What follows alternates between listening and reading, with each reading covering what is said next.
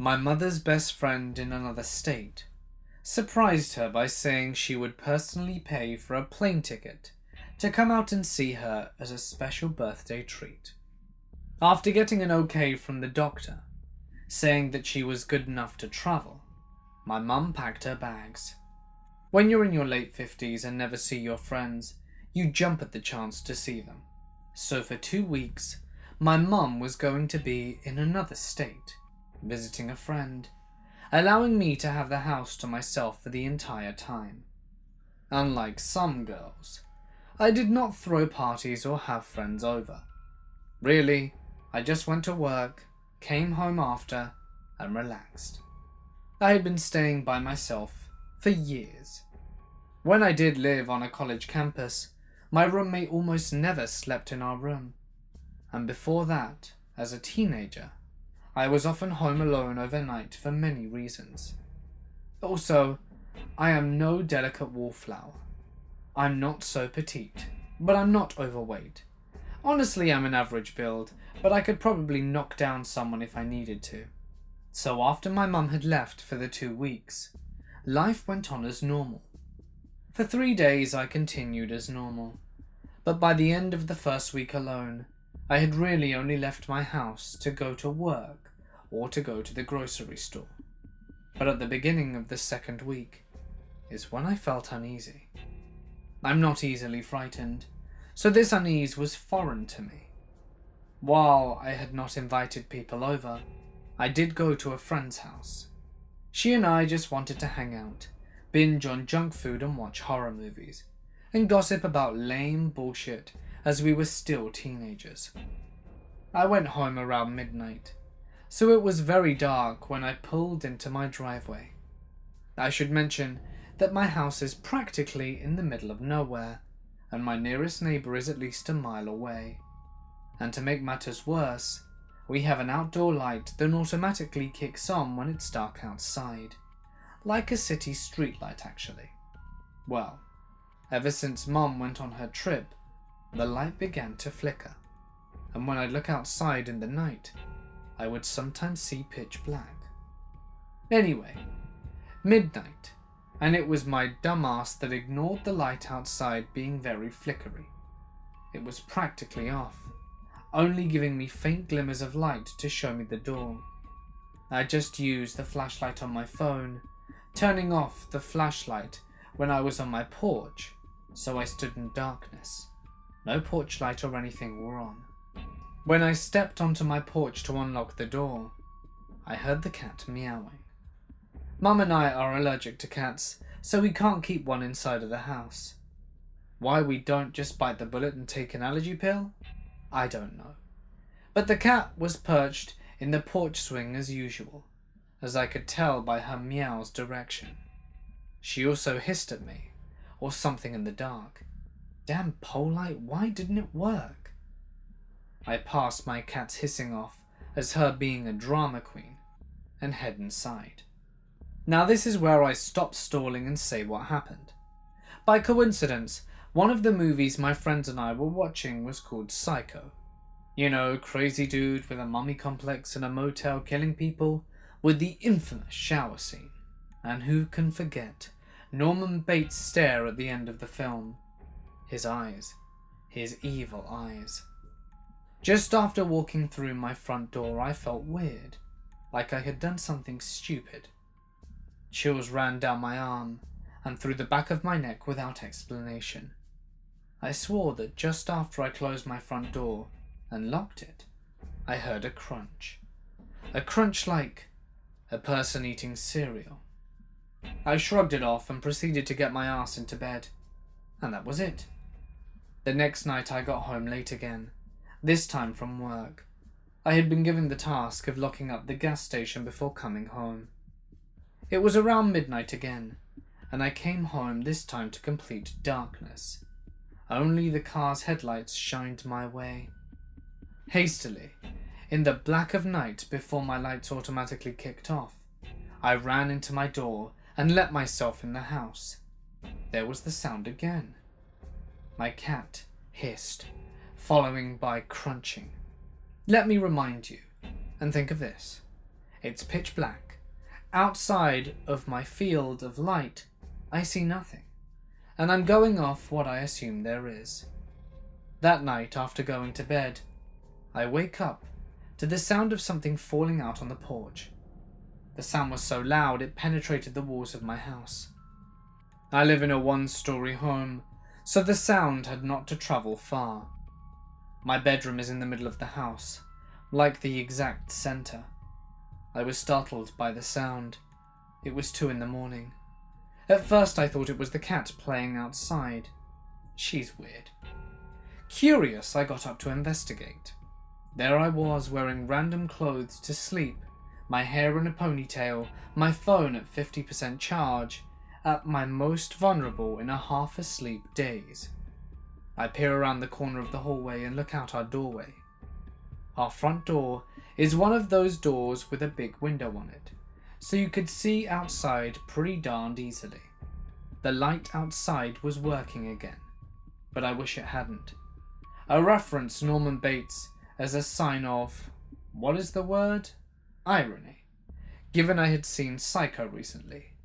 Now illuminated by the outdoor light, standing on my front porch, holding my cat, was a man. He was tall, skinny, surprisingly well dressed, and holding my freaking cat in one arm. In the other, struck my curiosity more. He held a spoon. My cat looked like she wanted nothing to do with him, but he was so content holding her in one arm and a spoon in the other. I stand frozen behind the wall, my eyes barely seeing him, as I swear I start to zone out. This is what fear feels like. It isn't fun. We have an automatic cat feeder on our front porch. Simple thing. You fill the back with food, and at certain times it dispenses just enough for the kitty to eat at scheduled meal times. This man had opened up the compartment of the feeder and dipped his spoon inside like it was a bowl of cornflakes. He proceeded to eat the cat food slowly, and I could see my cat fidgeting with him. I could even hear him hissing, like she had before. Wait! More on that in a moment. He's not doing anything, mind you, just holding my cat at 2 a.m, eating the cat food, and not moving a single muscle. But I was frozen in fear, because a stranger doing anything on my property this late, when I or anyone is alone, is going to freak someone out. I prayed to God that he would just eat his snacks and leave. But no. He closed the compartment after getting a big spoonful of cat chow and sat on the porch swing where my cat liked to sleep. He then let her go free. My cat just wandered around the porch, immediately going to the opposite side. The man just sat there. In true Norman Bates fashion, he twisted his face into a satisfactory grin, similar to Norman's face, the one he makes at the end of the film, claiming he would never hurt a fly. Yeah, if you've seen that scene, you know what I mean. Chilling. It was at this moment I sneezed. I sneezed pretty loud too. So loud that I stand there behind the corner, barely poking out my head, and the man hears me. He turns his still grinning face to me. Oh shit, he can see me. He can see me and he knows where I'm standing right now, not even 20 feet away. His facial expression didn't change. He just grinned and grinned and grinned and licked his lips as if he was so satisfied with his meal. Sicko freak. I immediately began to cry. I was scared of this creep, and he hadn't even appeared to pose a threat. I got every bad feeling from him. I knew the door was locked when I started to pick my phone up to call the police. But he saw the phone, came up and shook his head. No. Then he spoke. "Do not do that," was all he said. At that point I started sobbing, forgetting to breathe and practically dry heaving. I may have overreacted, but I was petrified. Other reactions be damned. Nobody can tell you you shouldn't feel scared when you're truly scared. The man just stood up, still grinning, waved goodbye, and walked off my porch. By sheer coincidence, the light outside flickered just as he was out of sight. After sobbing from more fright, I collected myself enough to call the police, and my mother, and my friends, my cousin, and everyone I knew right then and there. I balled up on the floor, in tears. For all I knew, I was only helping people know I was going to die, and they should come ASAP to get the killer. But instead of finding me dead, the police arrived to a scared girl in her hallway, panicking, sobbing, and horrified. The police did not believe my story. They did not find him, no matter how many lights they used, or if the outside light came on for more than a few minutes. They could not find him. Just some psycho with a thing for cat food. Maybe it's funny, but to me it's not. I felt terrified from this man. I asked my friends and one of my cousins to come and stay with me the day after. Actually, the very same night. My friend who I'd visited the day prior came over. I called work and asked for the remainder of the week off. Nobody left me home alone until Mum returned. Normally I care for her, but when she returned, she was taking care for me, and I cried for days. Maybe nothing really happened, but I was scared shitless. We brought the cat inside, so no more midnight snacks for the freak show. Psycho wannabe. Let's never meet again. I'm just a babysitter. Nothing glamorous. I've had some pretty bad kids that not even Trump could pay me to watch again. The most recent is the rich brat from down the street from me. He got banned from an online server for a game for being racist. He then started smashing flat screens like nothing. Threw his 2 controllers made of gold down a flight of stairs, and burnt 2 lovely but expensive cushions. I only made $20 that day, because the one raising him had to come home early, and was fired the next week for not being able to control him. I wasn't paid enough anyway, as this kid was a major breaching contract in almost every way. My rules state the child cannot have any issues of any kind that require medication. All children must be toilet trained, and no autism or anything like that, because I can't deal with it. I can hardly tolerate my own autism. This kid was very sick, back and forth to the ER his whole life. So he had meds galore despite being 11, and he refused to use the toilet. So I constantly had to run up and down the stairs with empty jugs of pee. I would of course quit on the spot if he tried me with crap. And if he's not autistic, he's the next serial killer. This boy has problems. I've met loads of folks on the spectrum. Some were nightmares. They had to lock in padded rooms in schools, and someone like me, being able to fake being normal in order to get an education. This kid was down the middle and rich enough to buy off folks who would have reported his behaviour. The one thing before that drove me to drinking. It was around Christmas, and my mum forced me to take a job watching her boss's kids, who were again almost all my rules. Mum really needs me to do the job, so I did it for her. I'd been warned that the daughter was bossy, and I thought, how bad can it be? So here's the story. A few years ago, right before the holidays, my mother's boss needs a sitter. No big deal. I've been babysitting since I was 7 for my family, and others since 13. So I agree. She is a family friend, and former sitter of mine and my siblings, so it'd be only fair, right? My rules have never changed. No kids under 4, no special needs, handicap/autism, and I don't do diapers. Pretty much no babies or hard to handle kids. I know I couldn't handle it with my anxiety, temper, and own mild autism. I hope everyone else understood that. Well, I get there, and the oldest, a little girl called Jan, of age 6, greets me. She looks like someone brought a Christmas porcelain doll to life, and was so beautiful. Her brother Ty was next. Guess what? He's 2, still in diapers and had speech issues. I hid my anger until the mum left, and then texted my mum. telling her the sun was a breach of contract and that I was legally allowed to walk out. My mum told me that she needed that job, so I had to stay. Only for my mother will I ever tolerate kids in general. So the day goes on and nothing happens. I'd been warned that Jan was bossy and hard to control, but so far so good. And Ty was the perfect angelic baby. He took naps, no issue, ate all his food, wiped his mouth.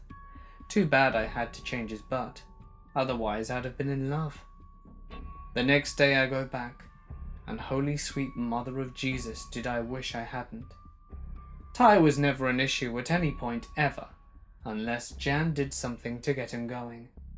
It was at that point I learned that all the previous sitters had been fired because they dared to tell Jan no, or try to add some order to her life, which she needed as nobody was ever home, and her day consisted of being bounced from playgroup to daycare to friends and home, with a new sitter every other day. I won't bore you with any more details, so here's the quick version. Jan decides she wants to do painting, but Mom only left one small bit of paper for each kid, so I sacrificed my sketchbook after I removed my work.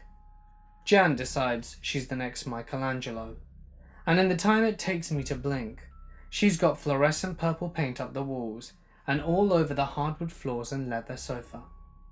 While I'm clearing it up, as I was not permitted to ask the kids to help, though Ty did as his daycare taught him manners, Jan decides to get the glitter and set out a large jar of dime-sized colour styrofoam balls and dumps them all over the wet paint and covered floor. At that point my anger bar was maxed out, and I honestly wanted to lock her in the turkey coop. Yes, they had pet gobblers. But I kept my cool and decided to give the kids their snacks and let the bubble guppies occupy themselves. I now have 95% of the mess cleaned up, and am feeling proud. Ty starts crying and tugging his pants. Translation, I pooped. So I put on my mask, whipped out the dirty diaper off, and voila, clean kid. It's then his nap time, so I brought him into his room, tucked him in, and that was that. I returned to the living room and Jan is gone. Where is she? Her room? What's she doing? Dumping 4 of those mega Lego tubs on the floor. I took a moment to compose myself and then simply told her that she was to keep the Legos in her room. Jan throws a tantrum that not even the kids on Super Nanny could top, and kicks all her Legos all over and stomps off into the rec room down the hall, leaving me to clean up about 3,000 Lego pieces. Thankfully the Legos are cleaned really quickly thanks to a big broom. Think the ones janitors have, with a bucket-like dustpan attached. I noticed Jan being quiet and zip into the rec room, letting Ty out of his room. Jan has somehow broken into the closet containing her father's tools. Thankfully she's only managed to get the tools out and not use them. I ask her to hand them over, and she tantrums again and throws a container of screws onto the floor and breaks it. It's the Lego thing all over again. It's finally supper time. Mum has left veggies and cold cut meats, leftovers from the food place she runs, and I pop that into the microwave. I cut Ty's extra small as per the mother's orders and start cleaning up more to try and keep on top of Hurricane Jan. Ty decides he wants more veggies, and as I was scooping them, Jen steals the knife I was using and begins stabbing the TV, because the wind has knocked out the signal. I managed to get it off her quite easily, as I had recorded a few episodes of Guppies in advance and played them. After eating, Jan decides she would like a bath.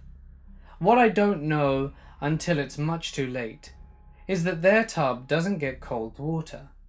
So I'm running to and from the kitchen with jugs of cold water, and then I hear a splash.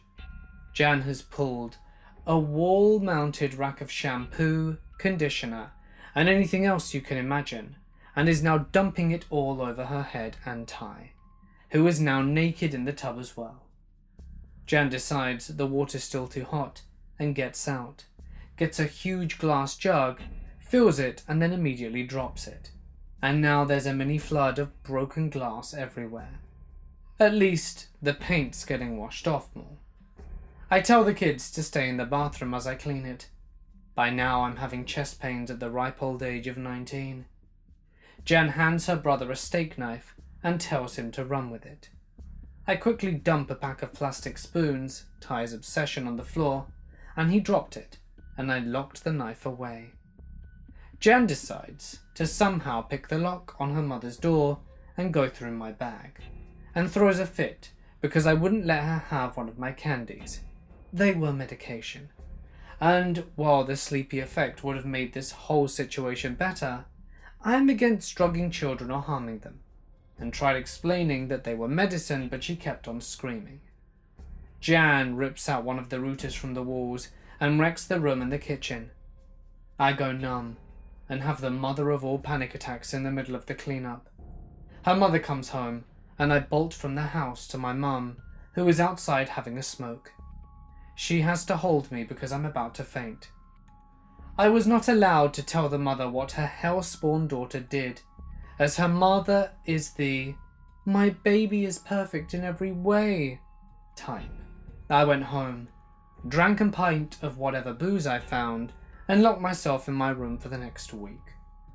I got paid next to nothing, because I clearly could not take care of the children. I still have panic attacks when I see this kid almost 5 years later, and despite warnings, my girlfriend was recently hired to watch them. She lasted all of 6 hours before she quit. There's still purple paint on her glasses and purse. Sometime around the beginning of July, I got off a bus at Boise, Idaho. When you get off the bus in downtown Boise, you're already very near multiple shelters. The skate park, a mile-long bike trail, the library, the zoo, and also the river/woods. It's a really beautiful area, in spite of the overabundance of undesirable characters. The first night I was there, I went from the bus station to the skate park, to a place called Piss Alley. At some point, a middle-aged lady pulled up and just randomly started talking to us for no reason. She wasn't a junkie, and she had a job. Yet she stood there in Piss Alley and talked to us for about an hour about religion and conspiracies. I was high as hell for the first time in 10 months. A lot of her made me think that she was some kind of undercover, but I ultimately decided that she was just a little bit crazy. She had a job and a car, and was capable of carrying on intelligent conversation. We really hit it off, even though we'd only just met. She asked me if I'd like to go camping with her and one of her girlfriends the next day. She definitely seemed more appealing than the street thug I was talking to, so I agreed to go with them. They were going to be leaving in the afternoon, and so she said I could come with her now, or she could get me later, after she picked up her friend from work. She took me out to eat, and we hung out at a park until her friend got off work. They made sure they had a tent and sleeping bag for me, and we headed off to their favourite place to camp.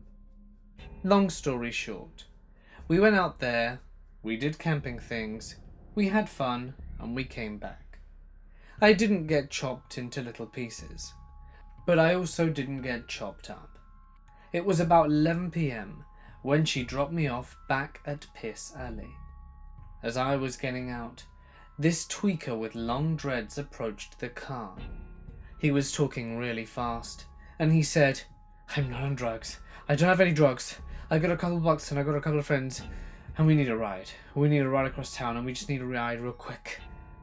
I had barely shut my door by the time he had finished his pitch. The lady friend looked like she wanted to give him a ride, but she told him that she couldn't. He didn't hesitate to reiterate that he had a couple of bucks and he just needed a ride real quick. She was beating around the bush, explaining that her car was too full of camping gear and that she couldn't really fit them in the car.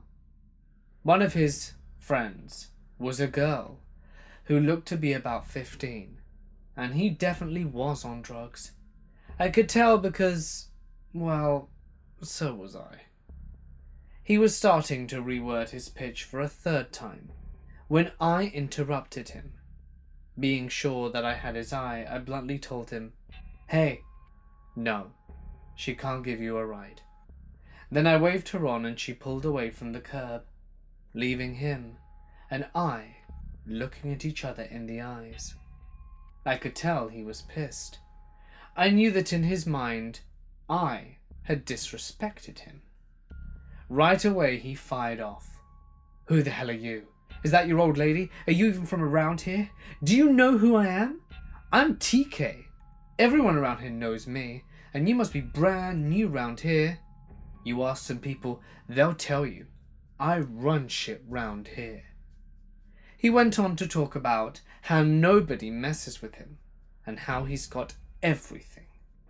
He was talking about how he's got shooters all over town, and he can just make a call and somebody will show up and kill for him. I'm pretty used to people saying stupid stuff like that, and I didn't act scared nor impressed. But I didn't scoff or mock either. I brought $20 worth of dope from him, thinking it might calm him down. He pulled out a big bag of dope. He gave me a tiny little piece in the palm of his hand. We stared at each other down, and I asked him if he was serious. He yelled at me that that's what he gave me, and it would be all I needed. He was offended that I didn't trust him. A crowd had gathered, all of them staring at me with a look on their face that I knew meant they were waiting for me to make a wrong move. They all had his back. I put my hand on my knife, but ultimately I backed down. I popped the shard into my mouth like a pill and swallowed it. This was going very badly. I was seething. I could glare. But I knew if I expressed my anger with any major outburst, it would result in me getting stopped. TK had his main few friends walk away about 15 yards and stood talking in a small circle. And after a few minutes, the 15-year-old girl came over to me and started flirting. I completely ignored her. This was obviously a trap. If he could make it look like I was disrespecting him further, by so much as talking to his girl/sister or whatever in front of all these people, he would gain more of their support. And there were about 20 in the alley now. I was starting to feel slightly paranoid. That shard was starting to kick in. If I was rude to this girl, that could be just as bad. So I answered a couple of her small talk questions with simple nods. She abruptly quit trying to be cute and walked back over to where TK and his friends were. He was on the phone. Next, a really big guy who might have been about 40 and another guy that might have been about 20 came up to me and started talking to me. The younger kid didn't say anything the whole time. He stood there with a glazed look over in his eye, like he was ready to kill. The older guy was a very tall, fat man with a red goatee. He talked to me about mundane things and went back and forth from being very nice to giving me the same stare that the young guy gave me. I could tell he was trying to see if I was scared and was trying to see if I was an undercover cop. He was testing me in all kinds of ways, talking about crimes he had committed in the past and looking at me in a very intimidating, hateful way 1 second, then talking neutrally all about the corner store in a cheerful manner the next second. The two of them talked to me, one of them on each side, with my back to the wall. They were closer to me than they should have been. Everyone else in the alley seemed to be oblivious to us, but there were guys leaning against the wall at either ends of the alley, just staring at us. I had 3 bags, one of which contained my laptop. I had cash on me and was wearing a nice leather jacket. I kept my hand on my knife the entire time. I was trying to be respectful, but also to not look scared. I was starting to suspect that the shard I had swallowed was actually bath salts, because on the inside I was tripping balls. TK walked over and set his bag down next to my bag and started going through his pockets like he was looking for something in his bag. I was just trying to maintain eye contact with the big guy now. I had to watch to make sure he wasn't going through my bag too. I knew something was going to happen, and as soon as it did, I planned on flipping open the knife and sticking him swiftly and repetitively. If I could, I would try to keep TK between me and the big guy while I stabbed him. But if I had to fight right now, 3-on-1 would be only the first stage. There would be 3 or 5 or more rushing in right after me. The only thing that saved me is that I casually hinted that I needed to get some money from a lady who owed me, without saying it directly. I led them to believe that I didn't have any money on me, but would come back with more to buy some dope from them. Needless to say, I didn't plan on coming back. The rest of the night was very long, due to the effects of what I still believe was bath salts. I ran through the woods, and kept thinking I was being followed. I hid my bags in different places in the woods, so I could run without them if I had to. I was pretty scared, and pretty sure I narrowly escaped with my life, not to mention being high as hell. I came across a guy on the nature trail. He had a cloth bag in his hand, and when I asked him what it was, he said it was just something he found on the trail, and then he threw it in the bushes. He was tweaked out like me. He seemed to sympathize, and I told him the whole story of what just happened. He was going to take me somewhere safe to camp, where I could lay low. But I was unfamiliar with the area, so we were walking and talking, and the next thing I realized, we were heading right back to Piss Alley, and we're about a block away. I yelled at him and was like, "What are you doing? I said I didn't want to go back there." He was saying it was cool and he knew these people, and was talking about how he could make everything okay by just telling them I was a good guy. I turned around and walked back into the woods. I went back into the area where he threw the bag. I opened the bag, and it was full of toys, and not the kind that children use. Still tripping balls, randomly stopping to hide, stopping to listen to sounds for extended periods of time, and trying to figure out where they were. I come across another guy. He's about 20. In the end, he helped me keep safe. He took me to an island where the river split around a piece of land underneath a bridge. I fell asleep there and woke up in the middle of the night to a random couple putting a blanket over me. I said thank you and fell back asleep. After a couple of days of getting used to Boise, I found out that TK had made national news. The same night that I had my interaction with him, the same night I stopped him from getting into the Christian lady's car. He had convinced a couple to let him sleep in their apartment. I could just imagine him telling them, just like he told us, "I'm not on drugs. I don't have any drugs." At some point he started acting really weird, cracked out. They'd planned on having their 3-year-old daughter's birthday party later that day, so they told him he had to leave, and he left. But when he came back, he stabbed 9 people. 6 kids, 3 adults. One of those kids was the 3-year-old's birthday whose party it was. The people he was upset with weren't even there during the birthday party, but he got those kids anyway. He killed a 3-year-old at a birthday party. What a coward. Over the next 5 months, I got more acquainted to Boise and its vagrant/junkie population. The people that had his back that night, most of them still missed him and acted like he never did anything wrong. When I went looking for the details on his case just now, I found out he will be getting the needle. but that a psychiatrist had almost gotten him off the hook. He won't actually be tried by a jury until 2020. That little girl is already dead. He should have been dead 6 months ago, or before it happened. I can't help but wonder if it was fate that put me in a position to take him out of commission just 2 hours before this happened. Yeah, I might have saved that lady from him getting in her car and doing who knows what. But maybe I was supposed to get him, in that confrontation that never fully escalated. I knew he was dangerous. I knew he was evil. But all I did was get myself out of danger. And look what happened. In the future, if I'm ever put in a situation like that, I honestly don't know what I won't consider taking action to be doing the world a favor. What if I failed fate? How am I supposed to sleep now? This happened when I was 9 or 10.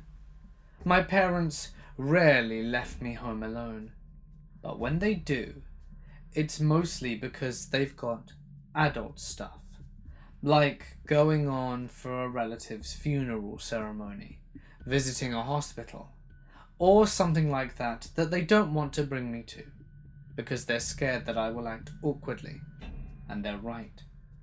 So it was the case when they let me on my own in that gloomy evening that scarred me for life. They told me that they'll be back for dinner, but in case, my mum prepared some spaghetti and told me to eat it and go to bed if they weren't coming after 8:30 p.m. They had the door keys and begged me to not lock it from the inside so that they can unlock the door without my help. As soon as they left at around 6:30, I began to do my homework, to get rid of them so that I could play video games for 2 hours straight. I was really into my game and I barely checked the time, but when I did, it was already 8 p.m, and that's when my nightmares started. So I paused the game and reheat my spaghetti in the microwave when I heard the interphone. I live in an apartment on the 5th floor, and in order to unlock the main door on the ground floor, we had to use that interphone. You could unlock the main door with the keys, but my dad told me they'll still call me with the interphone to make sure I was sleeping or not. I answered the call, presuming it was my parents. I say hello, but no answer. Then I continue with, "Okay, it's unlocked now." Still no answer. It felt strange to me, because they will always say something before coming in, but I thought they were really just in a hurry to see me. How naive was I? Things got worse. After waiting for 15 minutes, I started to realize that it wasn't my parents at the interphone, because I was living on the 5th floor, and it certainly doesn't take 15 minutes to get the elevator, or even to climb up the stairs. So I just unlocked some random stranger. But I felt like, no big deal, because no way in hell is that stranger gonna guess in which floor I was living. You saw that coming, huh? Well, I didn't. Someone started ringing the doorbell 20 minutes after I answered the interphone. I knew it wasn't my parents, because not only was the person ringing the doorbell in the most horrendous way possible, but he was also knocking on the door. Things that my parents wouldn't do, because they have the freaking key. I was sweating, and I started to switch off all the lights, and I took a kitchen knife with me, even though I have no idea who this person is, as I was too scared to look into the keyhole. I knew that person wasn't welcome in my home. Then the guy says, "I know there's someone here. No need to be scared. I'm the hallway cleaner. I just want some water, I'm thirsty." At that point, I was about to call my parents so they could come and beat him, but the phone was in my room, and if I move, I'll make a noise. Stupid wooden freaking creaking floors. So I stayed next to the main door in the dark, sweating, kitchen knife in hand. He was still trying to convince me to open the door with his same, "I'm exhausted," I'm thirsty strategy. But I knew he was lying. 1. Why ask for water when there's a fountain on the ground floor? And 2, I was pretty sure that he was the person at the interphone. That's why he said, I know there's someone here, because I freaking answered him at the interphone. But how the hell did he find out which floor I was living on? That's still a mystery. Was he spying on me? Did he know where my parents lived? Did he kill them and take the keys? Little me was getting paranoid, and tears began falling down my cheeks. But after what seemed like an eternity, he finally left his last words, and they're still fresh in my memory. You're not a very polite little girl. And his footsteps faded away from the door. Even if he was gone for good, I sat down next to the door and cried. I was 9 to 10 at the time, and I managed to pull myself together, wipe off my tears, and waited for my parents. When they arrived, I hugged them, and they kind of scolded me for not being asleep yet, so I didn't tell them what happened. I was scared they'd scold me more and forbid me from going to my pajama parties. I was even more stupid at that age. The whole week after, I kept an eye on the cleaning staff in the building, and yet I've never met a male hallway cleaner. P.S. I told my family about this little incident during Christmas dinner. Didn't mention all the details, but they were very surprised that I hadn't said anything to them after all these years. We even had a nervous laughter after I said that I took the kitchen knife to defend myself. I never thought that I could laugh at that incident before. As for the mystery, it still remains a mystery. But we all discussed about this case, and the more plausible scenario is that the intruder is actually one of our neighbours, because there was no other way to find in which floor and door I was in. My parents are very friendly, so they usually talk a lot with the neighbours. I even remember that my dad used to bring me with him while visiting his neighbours' friends, because they were around the same age and had the same kids to play with. So the fact that they were out that evening probably hit the ears of the neighbours. Anyway, we got a lot of fun resolving that mystery, and I feel much more relieved now. The heavy dark secret that I was holding is finally gone. To give you guys some background info, I started a job as this lady's personal assistant for half the day, and then her kid's nanny for the other half. She bought this house near Seattle that was built in the 1960s and has only had one previous owner. The guy died, but apparently not in the house. I started my job in April, and after a week or two, I was watching her 6-year-old, and the doorbell rang. Now, from where we were sitting, I have a full view of the front, and no one was there. The kid goes, "Oh, that happens sometimes. The doorbell rings, but there's no one there." I brush it off as a wiring issue, since she's had the house remodeled. So life continues, and the doorbell rings here and there a few times a week. But then one day, as I'm making the kid a snack, he tells me, "The front door just cracked open." So I check it out, and it was a bit cracked and I brushed it off, not having closed the door all the way when we got home, I guess. So I went to go and shut it all the way, when a minute later, the door cracks open again. I freak out at this point, and went to shut it once more, and made sure it was slammed shut. A few minutes later we heard it crack open again, so I just lock it, and an hour later the doorbell rang, and I was ready to get the hell out of that house. Last week, I was upstairs putting away laundry, and as I was coming down the stairs I freaked, since the door was cracked, and literally, as I shut the door and locked it, the doorbell rings. I've never been so freaked out in my life before. Then, yesterday. Oh, yesterday. The kid and I are sitting there when the doorbell rings, but this time it was totally different. The doorbell tone was not similar whatsoever to their current one. The kid goes, "That's not our door ring." And I say, "I know." I go outside and start messing with the doorbell to see if in any way possible the doorbell could make that sound, but there's no way it could. I swear the owner who lived there before's doorbell rang, and it was some freaky glitch in the Matrix stuff. After that, I said, "If there's someone here, you are not welcome. Please leave us and the family who live here alone."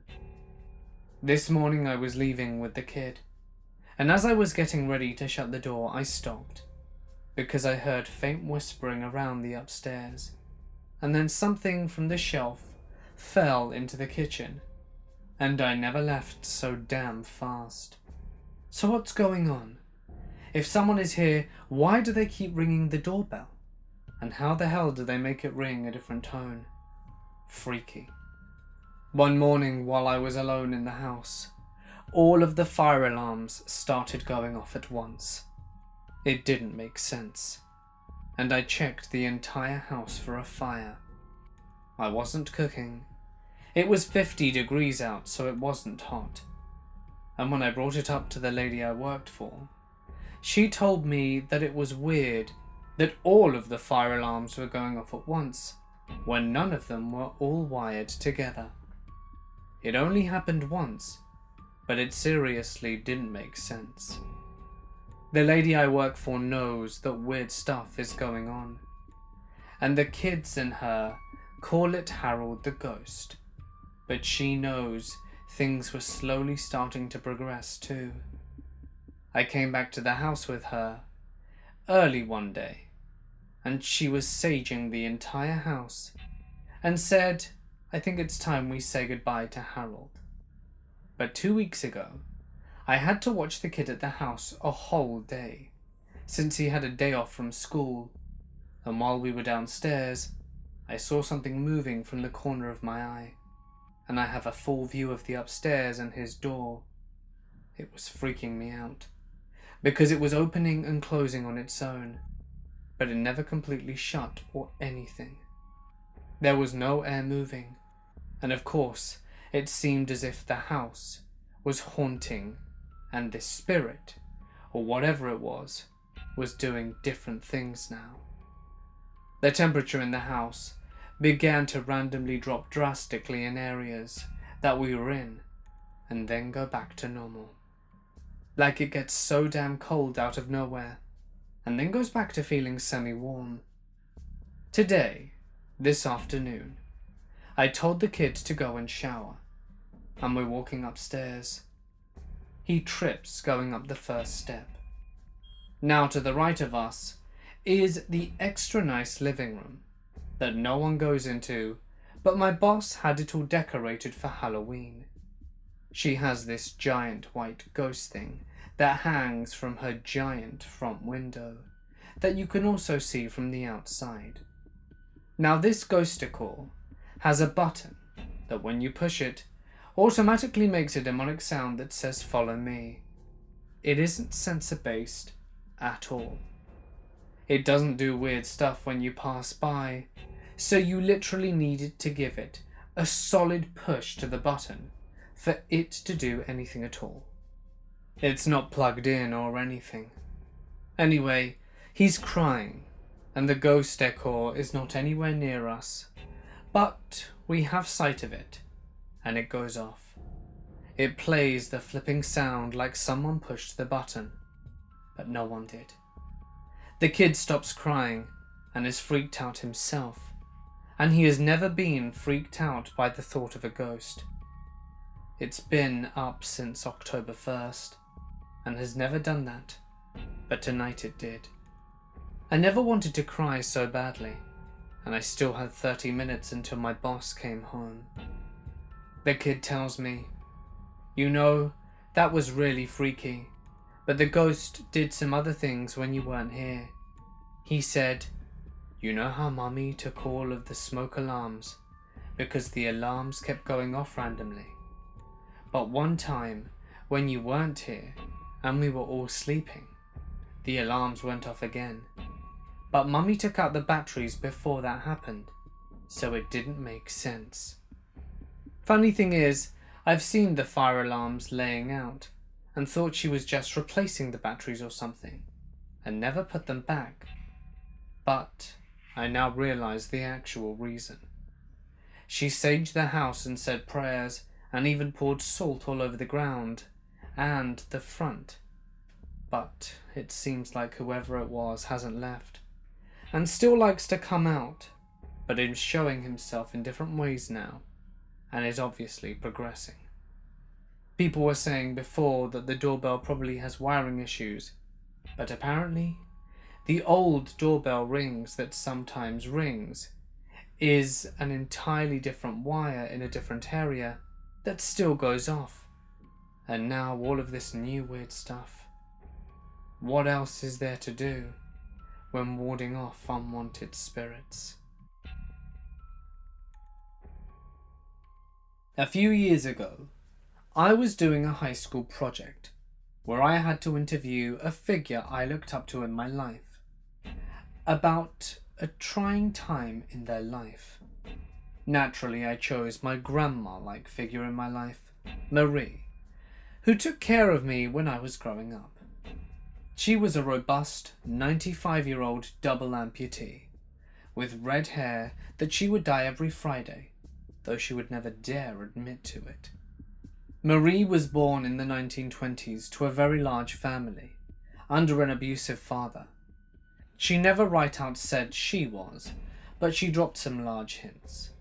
So to escape this toxic environment, she went off on her own and raised herself in her teenage years through the Great Depression with no family.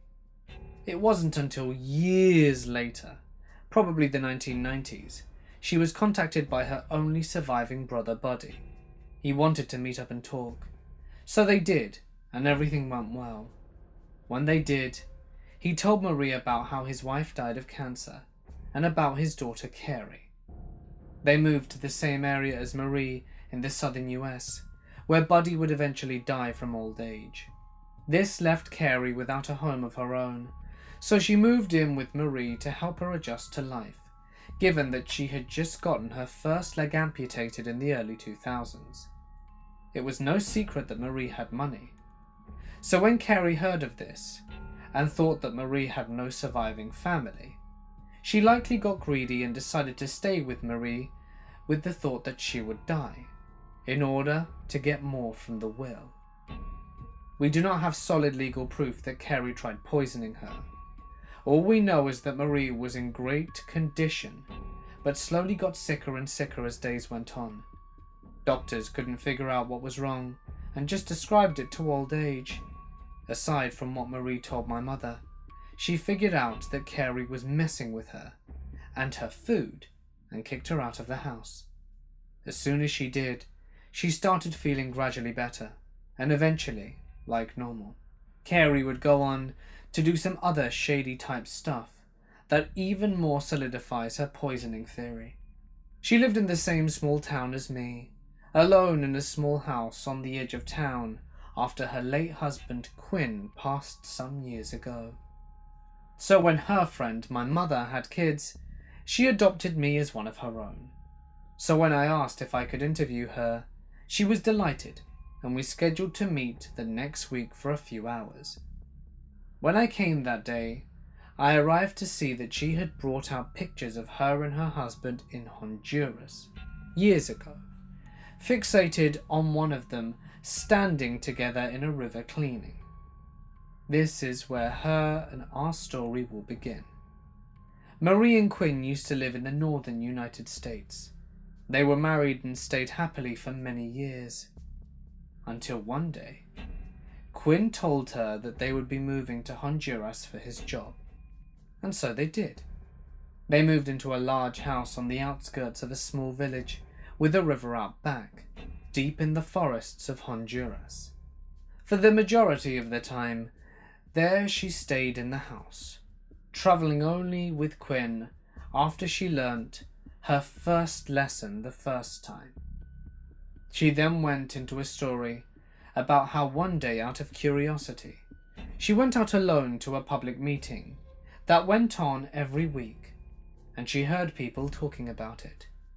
When she got to the center of the village, she discovered to her horrors that these meetings were not public gatherings for discussion, but rather public executions. She painted an image of everyone in the village gathering around a large platform, where a few unlucky souls were lined and taken one by a large man. She described him as a hulking mass of muscles with scars covering his body, with a massive one across his face. This stern figure would take each person at the time, force them to their knees, and then take a large rusty hatchet and fulfill his name of the Hatchet Man. After seeing this, Marie would retreat home and stay indoors for months, only leaving on special occasions, such as when she would be escorted out to a nearby house to tell her husband something important. Upon arrival, she was taken upstairs and down a large hallway.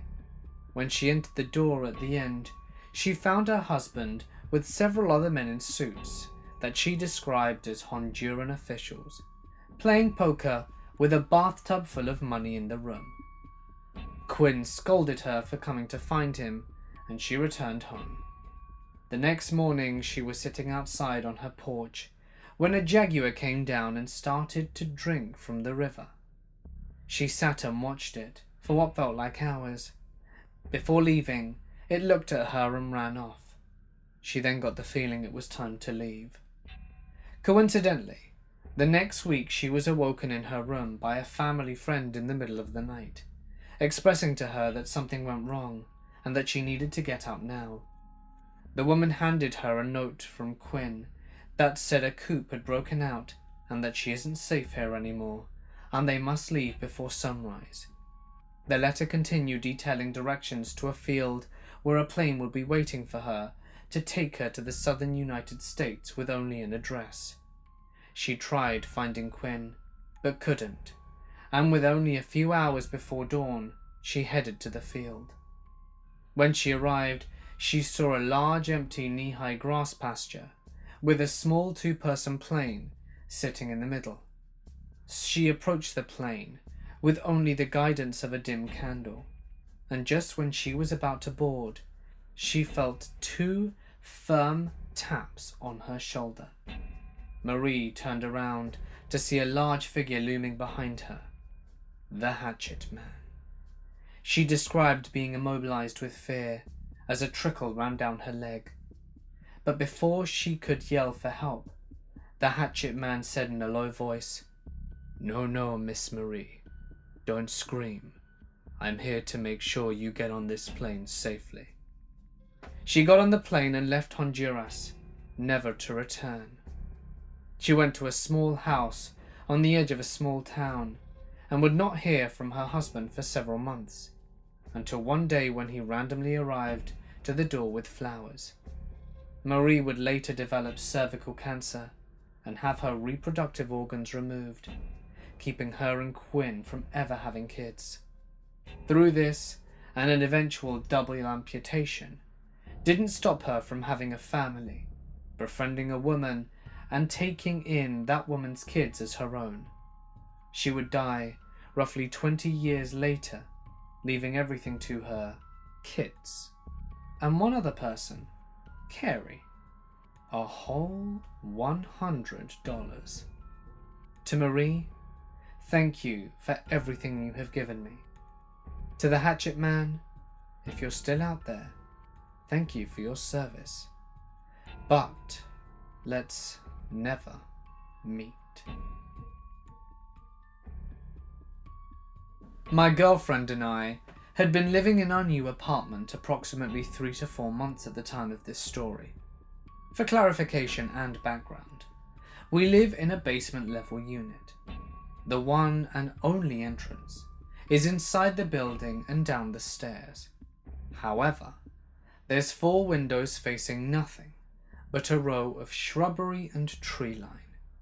It was roughly 9 to 10 p.m. and she was at work for the evening. I had the place to myself, lights on and TV blasting. I was sitting in the living room, planning on eating trashy and binge-watching the remaining episodes of Broad City. Not long into it, however, I heard a scraping sound from the bathroom. My first thought?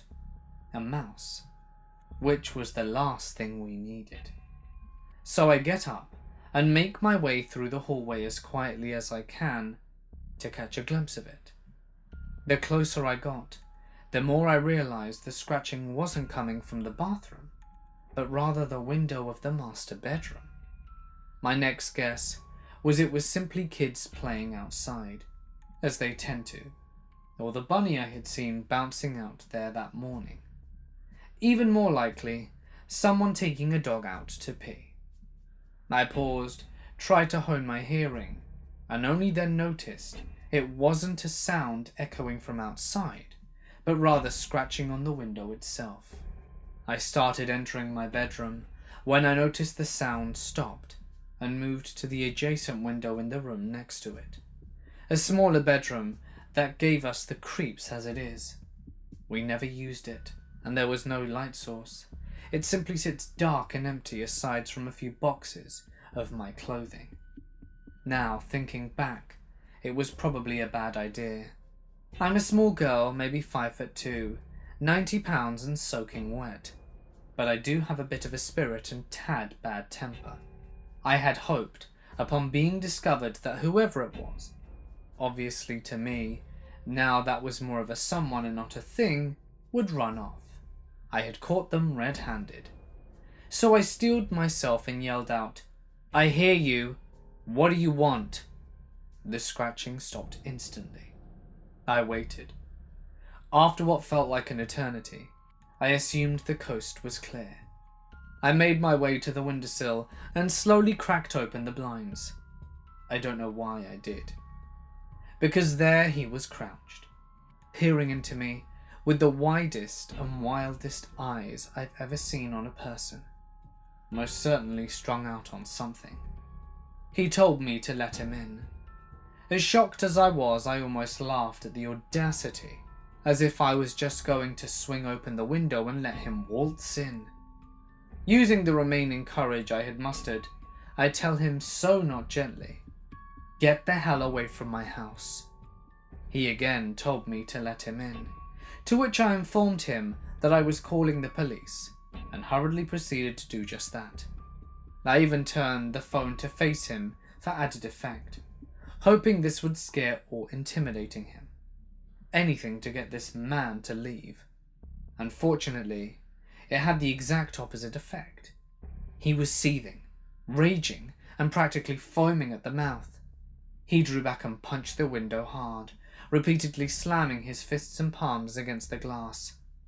The window started cracking, blood flinging up like a gore-filmed movie effect.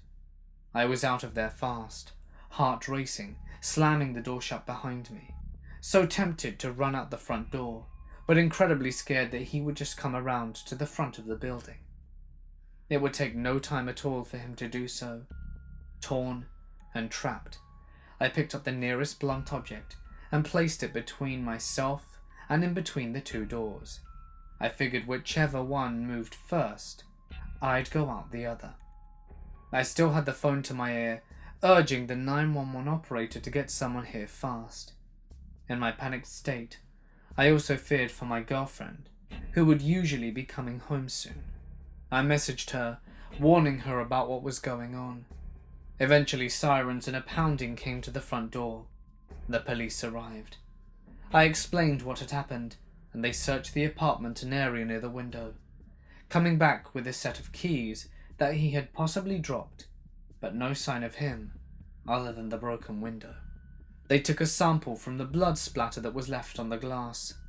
My girlfriend came home after, having left work early and calling the police herself. I'm grateful she did. Maintenance had been notified, and they threw up temporary boarding until it could be repaired. They never actually found the guy, or if they did, I didn't receive any updates about it. definitely didn't get any sleep that night though. I was kind of young at the time, perhaps 7 or 8, but old enough to know what was going on. I lived in a pretty decent neighborhood, but my family was in the process of moving. There was a large mixture of families with children and retired seniors living on my street. There was a neighborhood babysitter who took care of my younger sister when she was too young to go to school. She also happened to babysit me on multiple occasions. She was always kind of rude, a pudgy lady with 2 annoying sons and a very weird husband. A lot of kids got taken care of by her, so my parents trusted her to take care of us. Everything was somewhat normal, except the fact that she was kind of rude to anybody that wasn't her kid. Her kids were pretty misbehaved.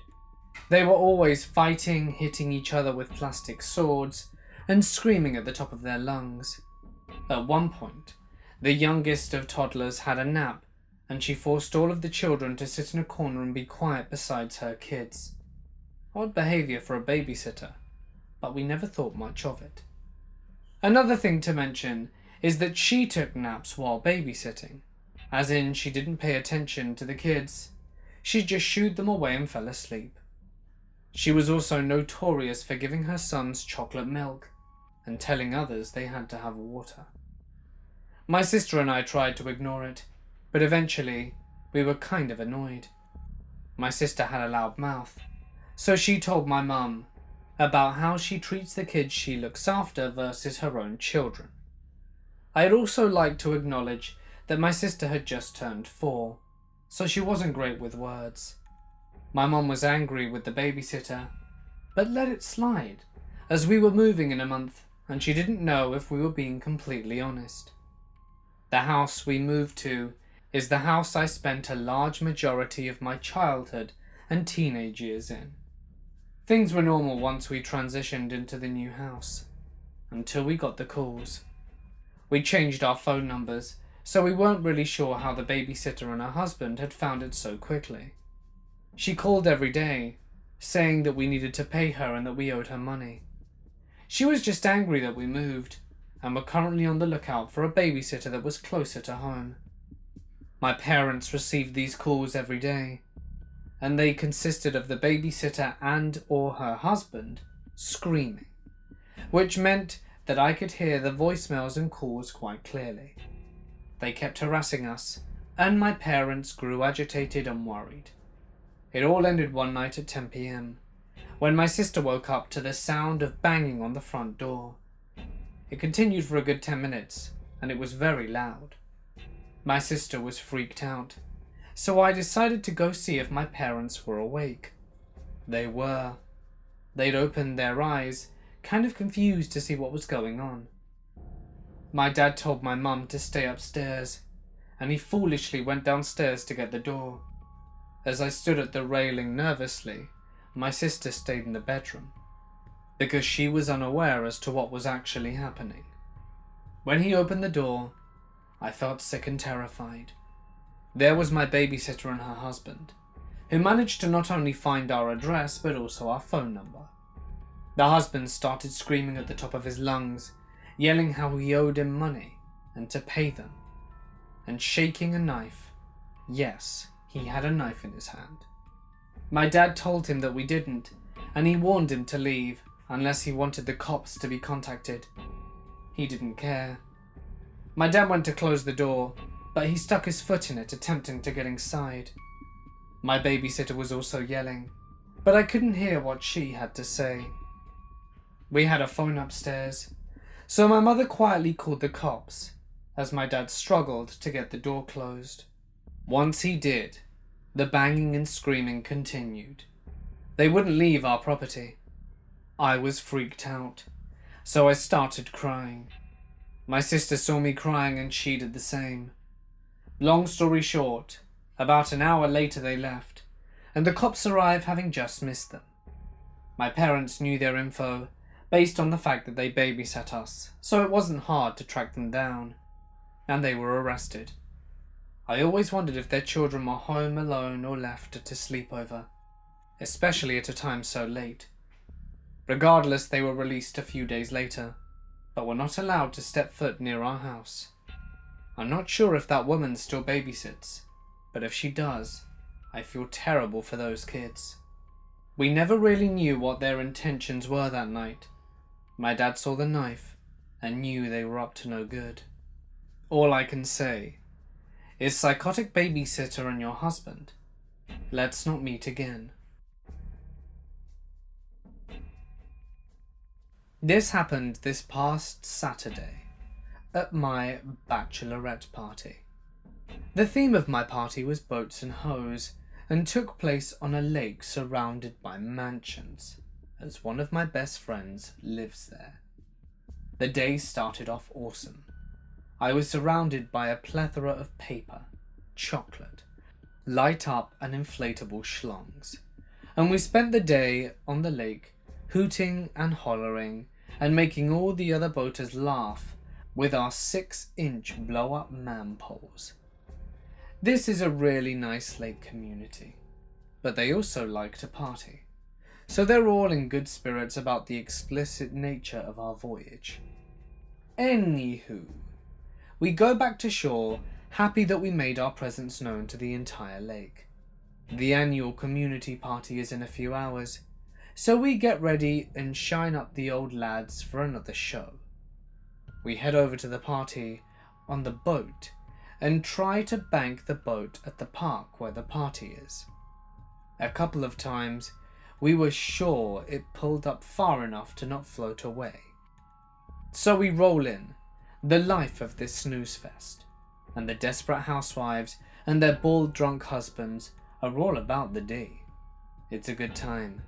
We're working on an awesome guitar solo using my 6-inch willy when I smell someone behind me. Cigarettes, booze, and BO, and I want to vomit.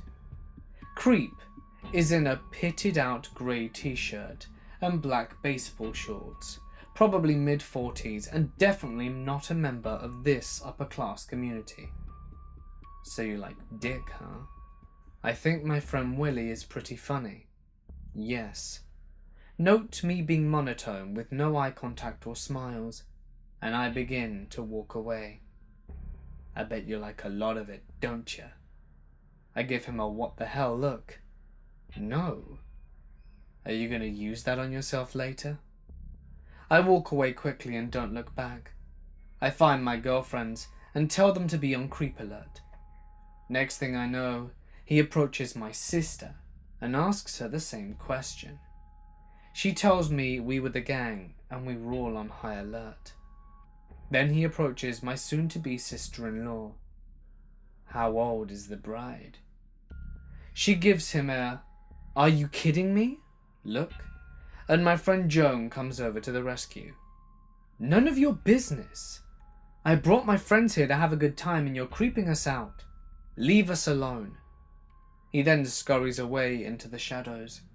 Not long after we see him and his friends watching us on the dance floor, we keep an eye on him. Luckily, the band is on their last song, and it's going on 2 a.m, and we regroup around the picnic table for a while, and Creep is nowhere in sight. When we're all ready to call it a night, we walk back to our boat. We're confused, because we can't find it until we notice that it's floating away. Someone had, minutes before, pushed the boat offshore. A couple of the girls jump in after it, and that's when we see their boat off a ways with all the lights out watching us. We officially went from being annoyed to feeling threatened. The girls get to the boat and get back to us, and we're all on. The dark boat starts driving away down the lake. Crap. We have to get to the lake house that we're staying at. We give them distance until we can no longer see their boat, as they never turned their lights back on, and head home. As we're docking in front of our lake house, we see the boat is coming up behind us. They snuck away and hid and followed us. Great. Now they know where we're staying. Well, I'm sure wasty pants at this point and I'm feeling brave. So I'm standing at the end of the dock as they coast slowly by, and I'm staring at them with dead in the eyes. I'll see you tomorrow. And they're looking back at me in the exact same way. Screw this. We run inside, lock all the doors, and pray we have no other encounters with these hillbilly Chernobyl creepy freaks. I know that gyrating around with a bunch of dicks isn't exactly giving off a nun vibe, but we're clearly having good-hearted fun with the community, and not dressing slutty or being flirtatious or anything. Ugh, I can still smell that guy. There always has to be someone to ruin the fun. This happened 4 years ago. I had just graduated from high school and was a month and a half into summer break. Needing money for college, I began working full-time for the school district I had just graduated from. Due to a music festival I wanted to attend, as well as monetary concerns, I did not go with my family to North Carolina, which was fine by me. What 18-year-old doesn't want a house to themselves for a week? Furthermore, my parents' house is out in the country, so I have little to no fear about my neighbours complaining about parties or being bothered in any way whatsoever. But I was wrong. I often take the back roads from my friend's house, but on that night, I decided I wanted some McDonald's. So I took the main drag and came home on a different route. This way takes you past the mechanic shop, and I noticed a car's lights turning on, or should I say, light, for this car had only one headlight working. I remember thinking that it was strange that this car all of a sudden turned its lights on as I was passing, and began to become even more concerned when it pulled out behind me. But I tend to be paranoid by nature. Nothing serious, but I always question if the person behind me is following me, and whether they mean to harm me. So I brushed it off as an unfortunate coincidence. But as I neared my street, and the car was still tailing me, I started to become freaked out. I looked at my gas tank, and my heart sunk, as I saw I was on empty. Either I pulled onto my street and go home, or I risk driving around some and seeing if this dude follows. Yet that option held the risk of my car running out of gas and leaving me stranded on the road, and I figured I'd rather take my chances on my own soil than on the side of some dark, lonely country backroad. So I turned onto my street, only to have my heart sink when the one headlamped car makes the turn right behind me. At this point I know I'm screwed. With nothing left to do, I begin pulling up my driveway. It's a hill about 100 yards long, and to my utter horror, they begin to follow me up. Looking back, I should have called the cops, but there's no lost love between law enforcement and myself, and at the time I was too caught up to even consider calling them. If my family would have been home, this would have never happened. I would have called my dad, and he would have grabbed his gun, but he, along with the rest of my family, were gone, 12 hours away and at the beach. So when they began to drive up my driveway after me, I stopped and put my car in reverse. They responded by reversing too, and yet they stopped at the bottom, effectively blocking my driveway. At this point, I pulled forward again, only to have the same jig and dance happen. They followed, I reversed, they reversed, and sat on the end, blocking my escape. I quickly pulled up and turned my car around to come at them head on. By this time they were halfway up my driveway, the furthest they had ever come. Looking back, I was terrified, alone, and angry. Who did this person think they were, with my brights on and shining right back into their face? I opened my car door, got out, pulled out my pocket knife, and grasped it into my left hand while I grabbed my hammer into my right. I used to keep one between my seat and door. In some weird, desperate mindset, I had made a split-second decision to grab the hammer from the hand with the handle sticking out. My hope was that it would be mistaken as a gun. I began yelling and pointing my hammer/gun at the car while screaming at them to get the hell out. And what do you want? All the time I held my hammer as a gun and prayed that they would fall for it. Whether they did or not, I cannot say. Part of me believes they thought it was a gun due to my brights being held while making my whole front side a shadow. Yet they could have just not wanted a fight. Perhaps they thought I was a girl, always timid, and wouldn't reset so aggressively and violently. Who knows, but it worked. They slowly backed out of my driveway and crept around the cul-de-sac. As they were leaving my street, I ran after them, hiding behind my neighbor's house. And at every driveway, the car would slow down to near stop, as if scoping out the houses. Thankfully, they didn't pull into any driveways, and they turned off my street altogether. After I was safely in my house, I ate McDonald's by the front window with all my lights turned off, waiting to see if the creeps would come back. Thankfully, they did not. But that night, I locked every door in the house, which I have always done anyway, and slept with a hammer, machete, and baseball bat next to me, and pocket knife under the pillow. Complete overkill, I know, but I was terrified. Now I know where my dad keeps his guns, so if it ever happens again, I'll be better prepared. Years ago, when I was about 13, I made a post on Craigslist advertising babysitting services as a way to make some extra money. The morning after I made this post, I got a phone call to no number from a man supposedly interested in hiring. As soon as I heard his voice, I got an anxious feeling. He was whispering and talking very low and kind of slow the entire time. It was extremely off-putting, and sounded like he was middle-aged. So we exchanged hellos, and he was saying what he's calling about, and asks what I'm charging and asks my name, which he would repeat over and over throughout the conversation, just to add to the strangeness, age and other details. So anyway, he says he has a young son for whom he needs a babysitter. Then he begins asking me about my experience, and then strangely diving into overly lengthy descriptions of his own life. I don't remember the details of the conversation, but I do remember one thing he asked extremely clearly. Now, Soren, my son sometimes, he likes to touch himself. That wouldn't bother you, would it?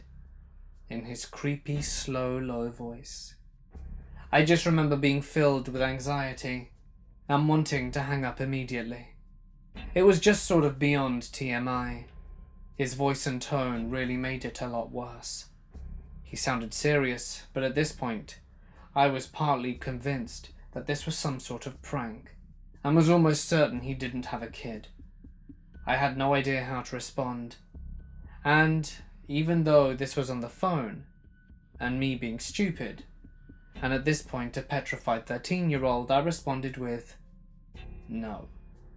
And I'm sure he realized how nervous I sounded, because he just kind of gave a low chuckle and continued, because you know how little boys are. Honestly, a lot of details of that convo were blurred, and it went by fairly quickly. I just remember kind of nodding and yesing my way through to the end, and he asked my availability, and I said I would call him back.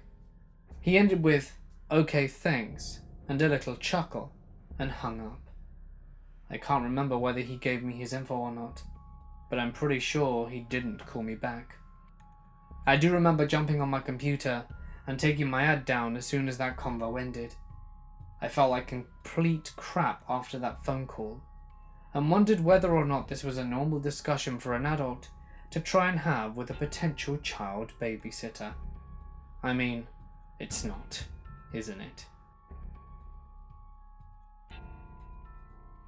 I live in Florida, and this incident happened about 3 weeks after Hurricane Irma, so not that long ago. Back in July, the ex and I had just finalized the divorce, and I moved into a gated neighborhood where every house was rented out by the same rental company / landlords. It's a very small neighborhood with about 15 houses tops. All houses are bordered around a man-made lake, with the backyards facing the lake. No one really has a fenced backyard. So when you walk out your back door, you see the lake in front of you, and your neighbors' backyards on each side. Everyone in the neighborhood seemed very close. Someone was always hosting a family-friendly party or barbecue, or having people over to watch sports. I was, and still am, depressed about my divorce, so I never took in these social gatherings. The only person I got to know was my next-door neighbor Steve, an active Navy soldier with a huge love for guns. Steve is the true hero in this nightmare. My daughter Alice is 4 years old, and I get her every weekend. Alice's bedroom faces the backyard towards the lake. I spoil that girl to death. She truly is my everything, and I count down the days to the weekend every week just so that I could be with her. That's why I was upset when Irma came down, and I had to go almost 3 weekends without seeing her. The weekend before the storm, she was with her mum. Then obviously the weekend of the storm, she was with her mum. And then on top of that, the weekend after, she had to be with her mum because my power was still out, and no AC in Florida is miserable. The humidity was so bad that week that I slept in my daughter's room the whole week, because she has the only room with a window that faced the lake. I opened the window, exposing the window screen so that the wind from the lake could cool the room as much as possible as I slept. Eventually the power comes back, and Alice starts visiting me again as normal. That was when the nightmare started. My daughter would complain about the singing lady, and how she doesn't like her anymore. I thought she was maybe referring to one of my ex's friends, or one of the teachers at her school. Maybe there was a teacher at her school that sang to the kids that she didn't like. That Saturday night, Alice woke up in the middle of the night screaming bloody murder. I ran into her room and turned on the light and found her hiding under the covers. I asked her what was wrong, and all she could do was point into an empty corner of her room and say, "Look, look." There was nothing there. She was acting as if she saw a ghost. After I calmed her down, she started to talk about the singing lady again. "Please tell the singing lady not to come back, Daddy. Please make her go away." Obviously she's having nightmares, right? I showed her that there was nothing in the closet and nothing under the bed, and there was nothing to be afraid of. She calmed down and went to sleep. I went back to my room and quickly fell asleep. It couldn't have been more than 20 minutes before Alice comes running into my room screaming, "She's back! She's back!" Alice absolutely refused to go back into her room, so I let her sleep with me. The next morning, Sunday morning, I took Alice out to breakfast, and we stopped by Target to pick up a baby monitor. I haven't used one since her mum and I were still married, but I wanted to easily be able to hear if/when she was having one of these nightmares again, so that I could respond quicker. After I set them up, I showed Alice how they worked to give her assurance that I would hear her and that she was safe. And that night she slept soundly and didn't make a peep all night. The following weekend, Alice had to stay with her mother again because she caught a stomach virus from one of her little friends at school. It was Saturday night, and I was sound asleep in my bed. Around 2 a.m. is when I hear it, a woman's voice humming a soft nursery rhyme through the baby monitor. The humming/soft singing got louder and clearer as the voice got closer to the monitor. I wasn't dreaming. I could hear a woman softly singing lullabies in my daughter's bedroom. I had never been so scared and dumbfounded in my life. I was feeling a mixture of pure terror and disbelief. Then the voice spoke out. Alice, sweetie, are you awake? Adrenaline shot through my veins.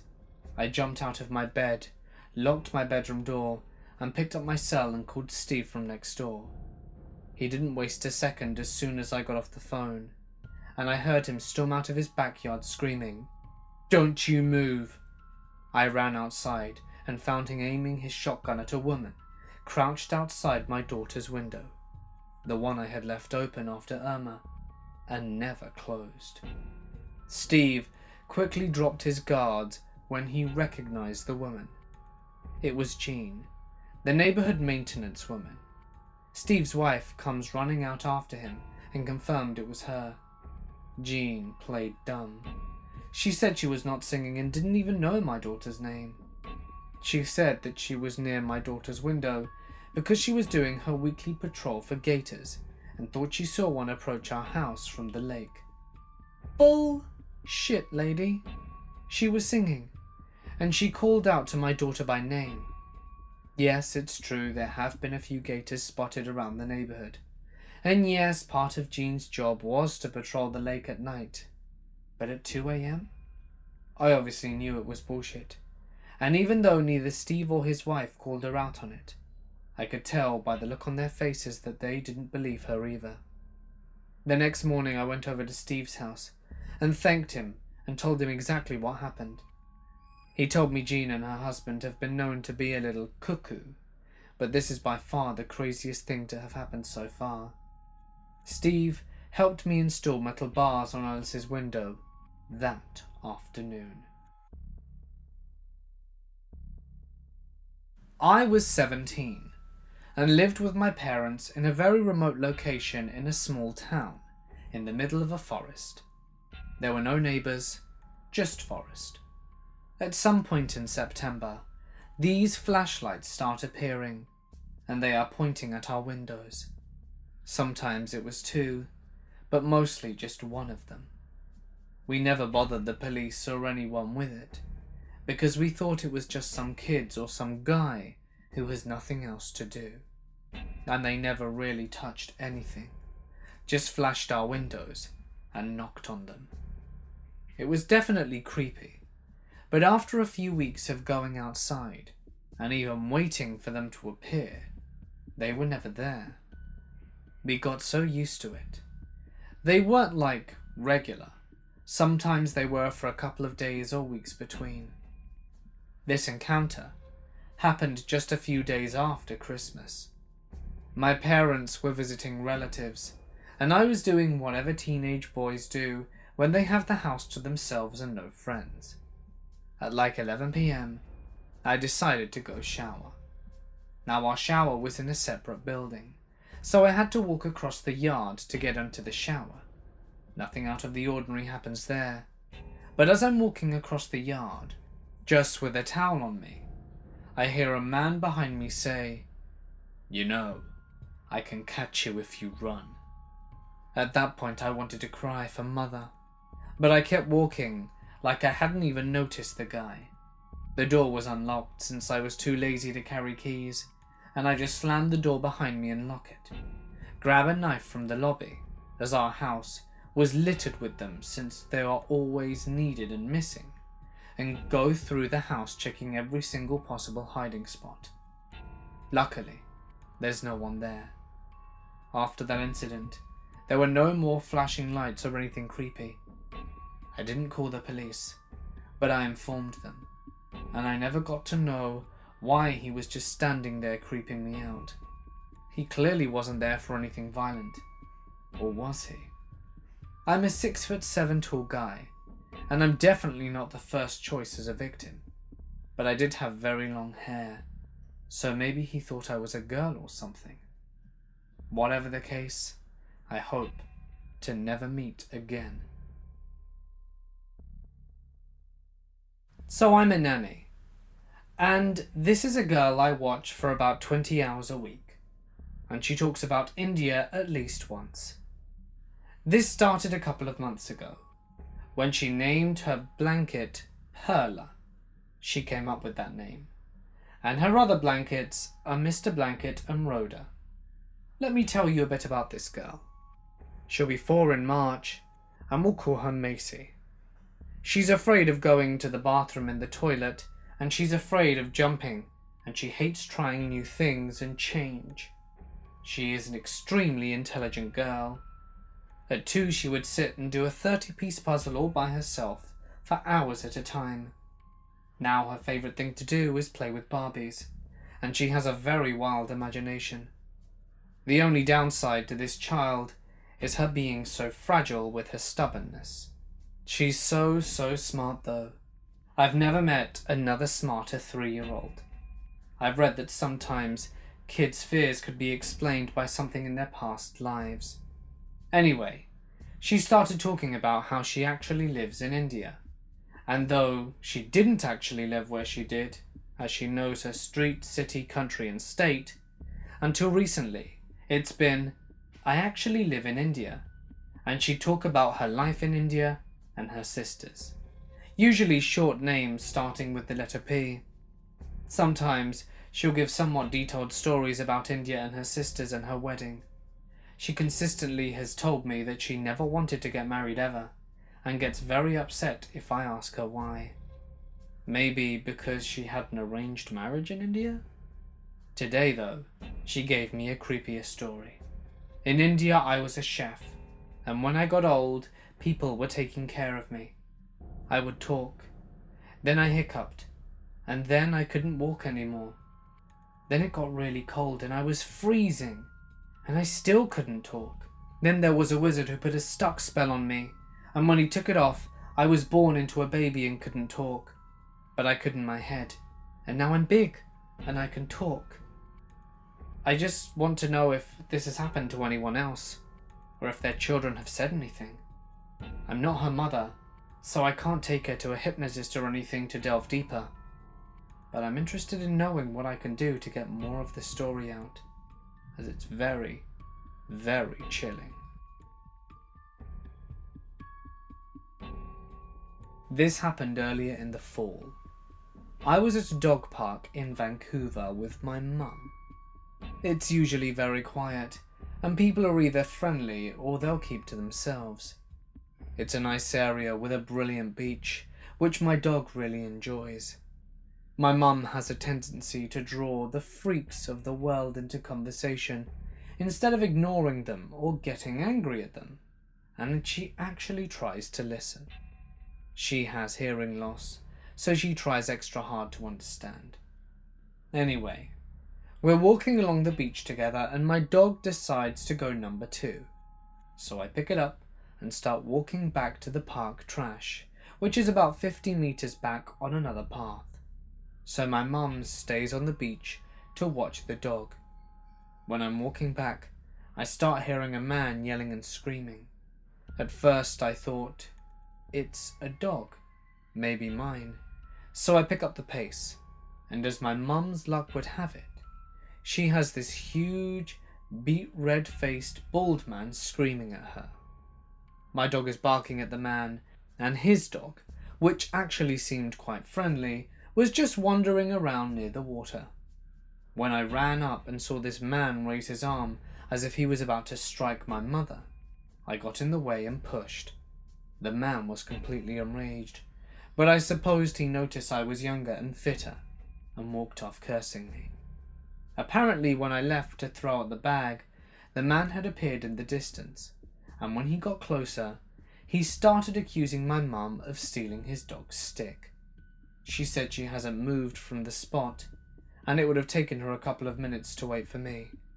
And when she told the man not to come any closer to her, he acted as though he was going to hit her.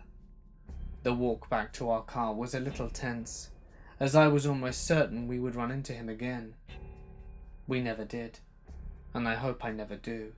It really puts into perspective how anything can happen at any place. We still go, and I'm slightly hesitant to let my mum or sister go alone, in case they run into one of these guys again. Look after your families, everyone. This summer, I went with a friend, both of us are females aged 21, to my grandparents' house in Spain. She had just finished college, so was looking for a summer job there, and I had overdue work for college, which I had to do over the summer. In the following weeks, she couldn't get a job, so she decided to go back home. But my parents were going to be flying over in 2 weeks' time, and my siblings and cousins would be following down a few weeks after. I decided to stay on and wait for them, and not cut my own holiday short. I was getting used to being a complete hermit, as I didn't know anyone there and couldn't speak the primary language. The only human contact I had was when I went down to the local supermarket. I went down to pick up my groceries one day, and after 10 days into a fortnight of loneliness, as I'm walking down an aisle, this guy walks by and says, "Hola." Now, I thought he must be talking to someone else, or I misheard him, but I noticed him glancing over at me every now and then. When I had picked up all my groceries, I went to the register to pay, and who was in front of me but the same man, who turned around and gestured for me to go ahead of him. I smiled, thanked him, and went ahead. Every time I glanced back at him, his eyes were focused on me, unmoving, which kept making me look awkwardly away. After finishing the transaction, I left and went to make the 4-minute walk back home. Feeling a bit creeped out, lo and behold, as I'm walking past the neighbor's house, this car stops beside me. The window goes down, and there's the guy again, who starts speaking to me in Spanish and gesturing for me to get into his car. As I don't speak Spanish, I assume he was offering me a lift home, and I try and communicate to him that I'm nearly done home, but he keeps going on and on in fast-paced Spanish, even though I clearly haven't got a clue what he's saying. After a few more, "No gracias, no gracias," he finally drives off, and I wait to resume walking, as I don't want this random guy to know exactly which house I live in. Now I have to explain that the house I live in has a 6-foot wall along the whole perimeter, broken up by a front door to the front garden, and a sliding door for the car, to come in and out of the road. Around the house, there are about 8 motion sensor lights, and there were bars on all the windows and patio doors. The following night at 3 a.m., I get woken up to the motion sensor lights going off outside my front door, which was the bedroom I was facing. Now, this wasn't abnormal. It could have been any number of bugs, lizards, cats, but what quickly followed was the motion sensor light outside my room going on, and I could hear footsteps. Definitely not that of an animal. I was frozen there in panic, listening for any more noises as the light turned off outside my room. I lay there, hearing only my heart drumming in my head, until the same thing happened again about a minute later, reconfirming that it actually was someone's footsteps outside. After that, I lay awake for the rest of the night in total silence, not moving. But I didn't hear anyone else. Once it became light enough outside, I got out of bed and waited until it wasn't an ungodly time to call my parents back home, who in turn contacted some friends of my grandparents in Spain, and I stayed with them for the final 3 nights before my grandparents flew over again. I'm thankful that there were bars on nearly every opening in the house, but I don't think I'll ever be able to stay home alone there again. This happened about 2 days ago, while my brother and his wife were at a party. My own wife and I often get called in to babysit my nephews and nieces for these sorts of moments by all my siblings. In this instance, we were asked to babysit my 5-year-old nephew, his 3-year-old sister, and his 6-month-old brother, and we happily obliged. They live in a new house, and the only significant location near it is an important cultural site for the local Cree people, about 10 kilometers away. The hard work was done for us, as the 5- and 3-year-old were asleep upstairs before we arrived. The baby was not fussy, but would not sleep, so we were hanging out with him on the main floor. As the night dragged on, around 10:30, I heard a baby crying upstairs. Thinking the 3-year-old must have woken, I left the happy baby with my wife and went to check on our niece. My wife heard the crying as well and asked me to go check. On my way up the flights of stairs, I definitely heard crying from that floor, and when I pushed my head into the kids' room to listen, the crying was still going on, but both kids were sound asleep. The sound was coming from the nursery across the hall, so being quite confused, I moved towards that room. The crying ceased about midway between the door and the crib. Seeing as the room was empty, I immediately began to try and explain it to myself. I grabbed the baby monitor unit in the room to make sure it wasn't picking up an errant signal from another house. It wasn't on, and didn't have a speaker anyway. There were no toys that made noise around, and no TVs nor devices that might play those kind of noises in a room. I stuck around to listen for a while longer, but nothing came of it. My wife was baffled and a little spooked, as she had clearly heard the crying as well. Nothing happened the rest of the night, as my nephew is still the wonderful kid he's always been. So I guess, no harm no foul, spooky ghost. My brother and his wife went white as a ghost when I told them about it at Christmas. But to my knowledge, it's the only thing like that has ever happened in their house. His house has no history, and plenty of crucifixes and the like, and has been smudged, so no advice is necessary from anyone. I just thought you might all enjoy a wholesome and unexplained experience.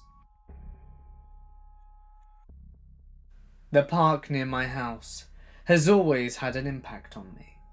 It's a place that I spent lots of my childhood at, and have many memories here. Now most of these are fun memories. Ones of the fun times and goofy moments. But there were a few that were really bizarre. The first creepy story took place when I was little, either in grade 3 or 4. This story never involved me, but it still produced nightmares and fear of the playground. My friend was hanging out at the park with his younger siblings and cousin when a truck pulled up to the mailbox neighbouring the playground's entrance. The creepy man started walking towards the kids and asked their names, where they lived, and their parents' names. The youngest started introducing them, but was stopped when my friend grabbed her signal to be quiet. For some reason, the man started to walk away after she stopped talking, and he murmured something that wasn't audible. The next time anything creepy happened was the time when my friend and I were walking around the forest surrounding the park. After spending about 15 minutes, we noticed a guy walking around the woods with his dog. It was normal at first, but he kept walking in circles, coming closer and closer to us. He always seemed to be looking in our direction, maybe even staring at us, but when we looked his way, he would turn to look the other. After 30 minutes, the man disappeared, presumably leaving the park, but it was creepy as hell.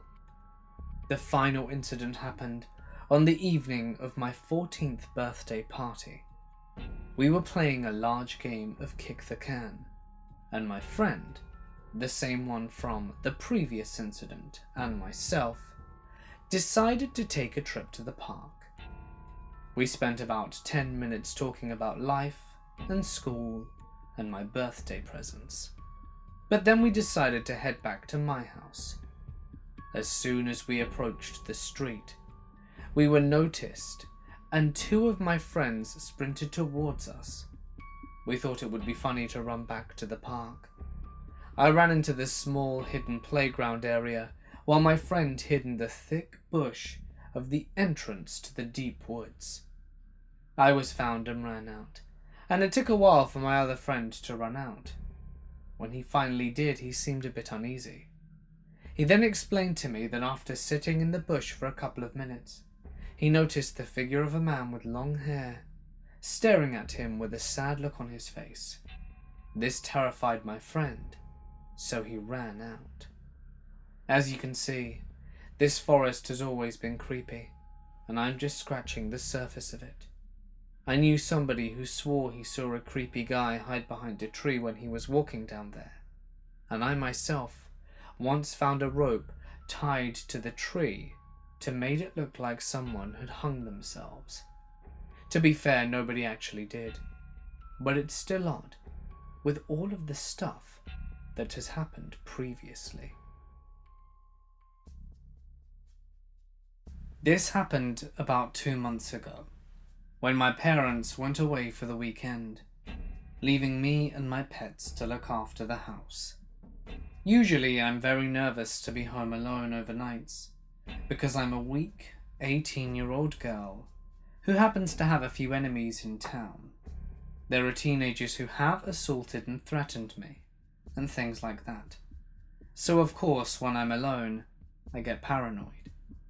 My parents decided to leave on Thursday night, which usually went uneventfully. So did Friday night. Finally, Saturday night rolls around, and I'm playing some games with my friends. It's 2 in the morning, and my dog is asleep behind me. All the doors are locked, lights are off, and I'm feeling good. Until I hear something outside. It starts quiet, but gradually gets louder and louder. Eventually I realize that there's someone outside my house, yelling. Usually I wouldn't care. It's Saturday night, and people walk down my road all the time when they're drunk. Except perhaps 5 minutes past this time, and this person has gone nowhere. I sneak up to my window, and lift the blind up just enough to peek out the window. And there he is, a fully grown man who I recognize, and later found out is someone my family know, looking directly at my window with the most terrifying angry look on his face. He stood in the doorway, in my driveway facing the house, yelling for 10 minutes. I'm a defenseless girl, and he's getting close to my house and getting increasingly more angry. I should have phoned the police, but I didn't know what to do. I rang my sister, and with my heart pounding and hands shaking, I told her what was going on. Luckily for me, she was calm about it, and asked me to shut the blind and listen to see if he would leave. I couldn't make out the words, but he kept going on for 5 to 10 minutes, and then I couldn't hear him, but I heard something smash. I was still on the phone, and I told my sister that I swear I heard something smash, and I was scared it was a window or something. My dog is deaf, by the way, so he was unaware of this whole thing. My sister tells me to go downstairs and check, so I turn on my flashlight on my phone and I slowly make my way downstairs. I'm basically ready to see this dude in my house and get killed or worse. But I check the windows and they're all fine. The doors are all locked and I don't see him in the peephole. My sister then tells me she can hear him around the house. She has 2 disabled kids, so I was literally shitting myself thinking he was going to try and break in. I asked her if I should call the police, but then she heard him leave, and we didn't hear him for all the rest of the night. I found out the next day that there was a bottle smashed outside, and that's what the noise was. Even if this might have seemed like a harmless drunk, me being home alone that night makes this terrifying. And if I hadn't have closed my blinds and basically hidden until he left, I don't know what he could have been capable of. I haven't told my parents who we think he was, because he lives close, and I know for a fact my parents would kill him. Even so, whenever it's late at night, and I hear a drunk man's voice outside my house, I always fear the worst. For a little background, I'm a 20-year-old female from Germany. When I was 17, I was in a long-distance relationship and was desperate for some extra cash because I spent most of my pocket money on train tickets to see my boyfriend. I'd put up a babysitting ad on the German equivalent of Craigslist. I soon got a call, not an hour after putting up the ad. I was greeted by the voice of a man. The conversation started off innocently enough, with him telling me he had an 8-year-old that needed someone to watch him after school, as both him and his wife were working full-time. I told him sure, and that I could do that. I expected him to ask me about my experience with kids or something, but instead he went on to tell me that his son could be a little difficult. I told him, I don't mind, and I can find a way to deal with that. Would you hit him if he's being naughty? I was taken very aback by this question. I am very against violence against children. Even spanking is child abuse in my eyes. I told the man that I would do my best to find a non-violent way to deal with the problems. But what if he's hitting you? Would you hit him back? I replied with a firm no. At this point I was starting to feel angry. As it dawned on me at this point, it was a common occurrence that this child would be hit. He kept on throwing scenarios at me and asked if I would discipline his son in that situation, and that his old babysitters apparently frequently spanked him. I eventually told him as politely as I could that if a parent chose to use spanking as a form of punishment, that was their business, but as a babysitter, I had no right to hit a child. He was silent for a while. Then he asked me if I would bathe his son. I honestly don't remember my exact response, but it definitely wasn't yes. He went on explaining that his son was supposed to take a bath every Thursday, and that he hated taking baths. He wanted to know how I would make him get in the bathtub, and if I would strip him naked. At this point all the red flags came up.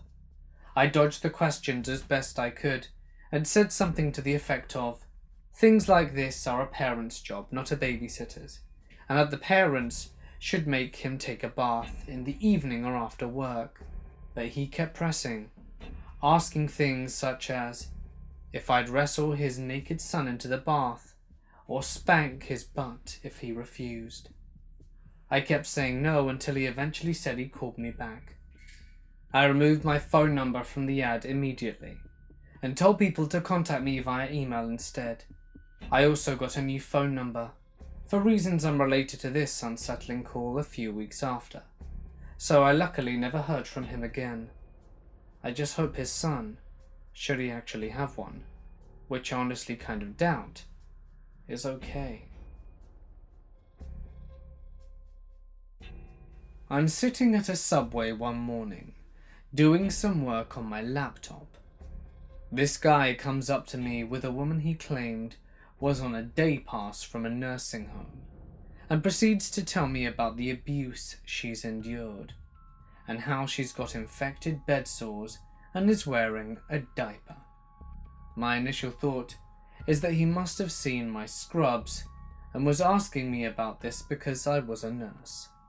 I realize I'm not wearing anything that showed I was in the medical field, and he was just an oversharer.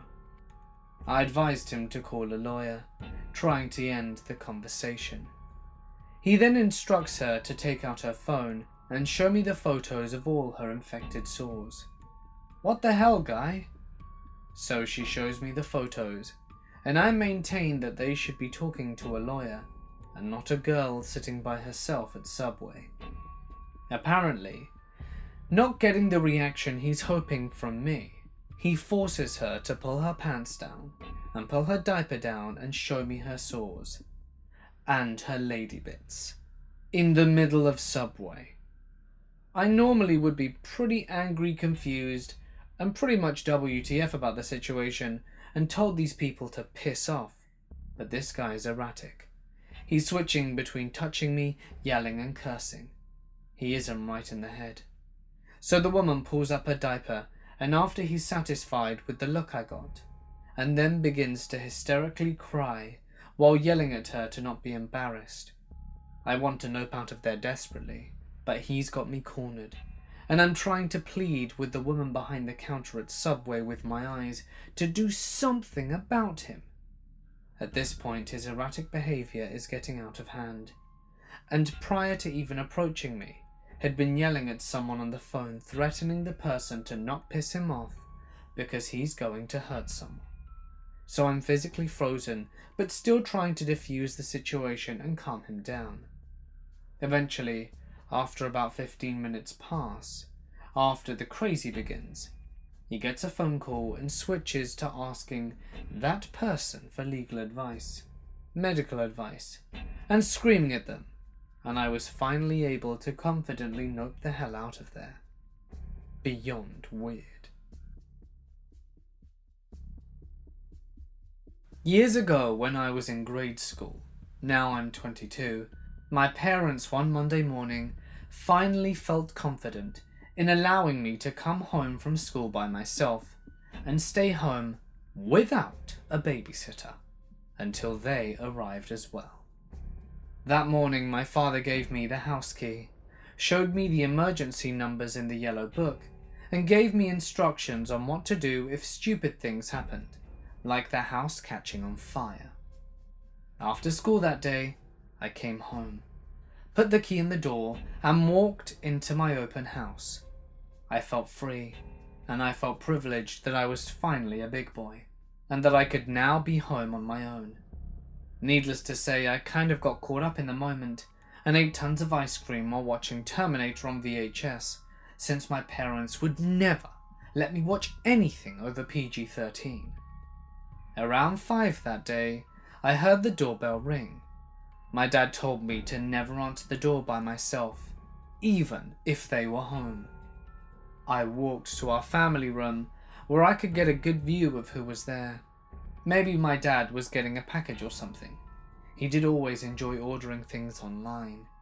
And I saw a middle-aged man standing in a dark black jacket that I've never seen before. He rang the doorbell again, and I expected him to leave after receiving no answer. After a third ring, I saw him walk down the steps and assumed he was leaving. I went back to watching Terminator when I noticed something outside my kitchen window. The man was walking in our backyard for some odd reason. I felt scared for my life, since some stranger was on our property. I ran under the kitchen table and grabbed the cordless phone from the counter and proceeded to call my dad's work number. He answered, and I exclaimed how some strange man was in the backyard and was now proceeding to try and open our sliding door. My dad told me to stay where I was and call the neighbors.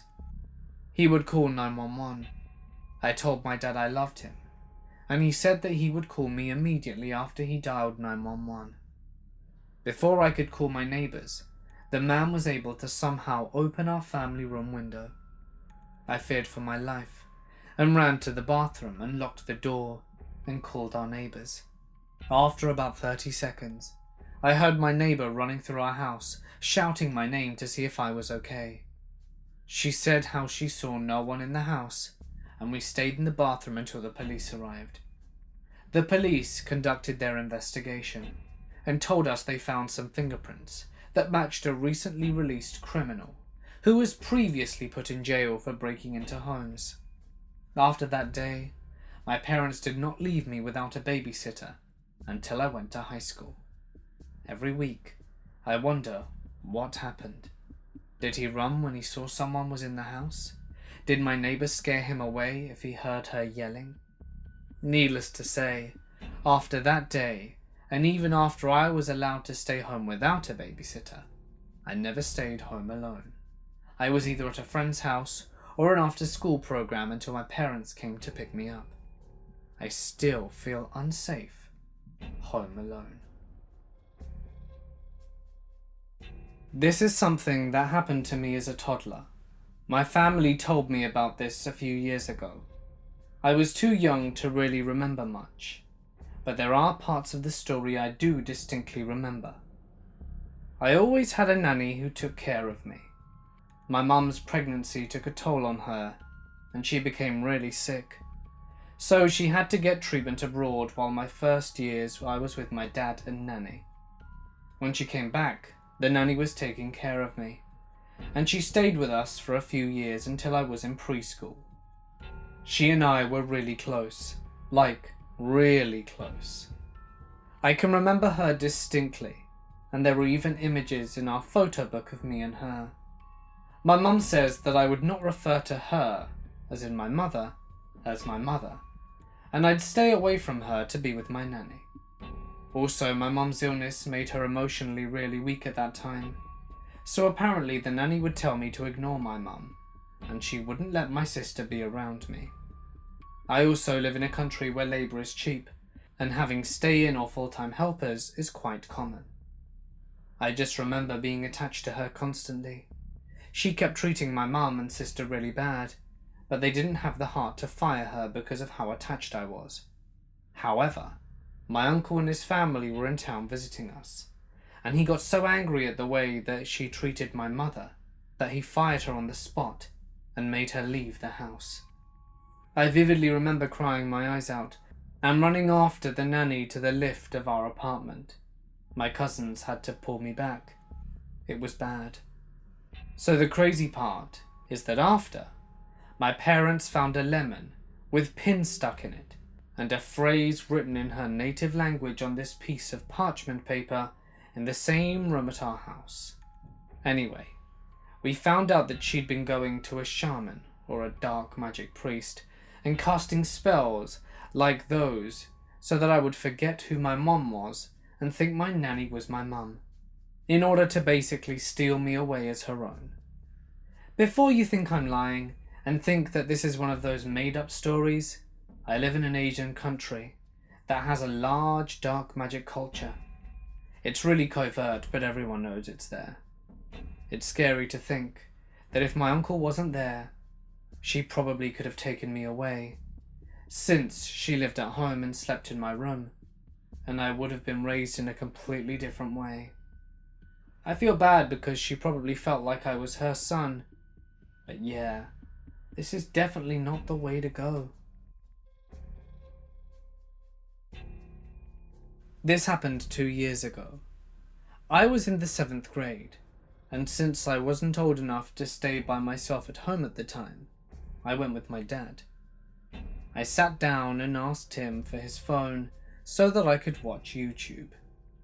I remember me hearing the bell chime, signaling that there was a new customer, and since all spots were taken, they greeted her and told her it was about a 20-minute wait.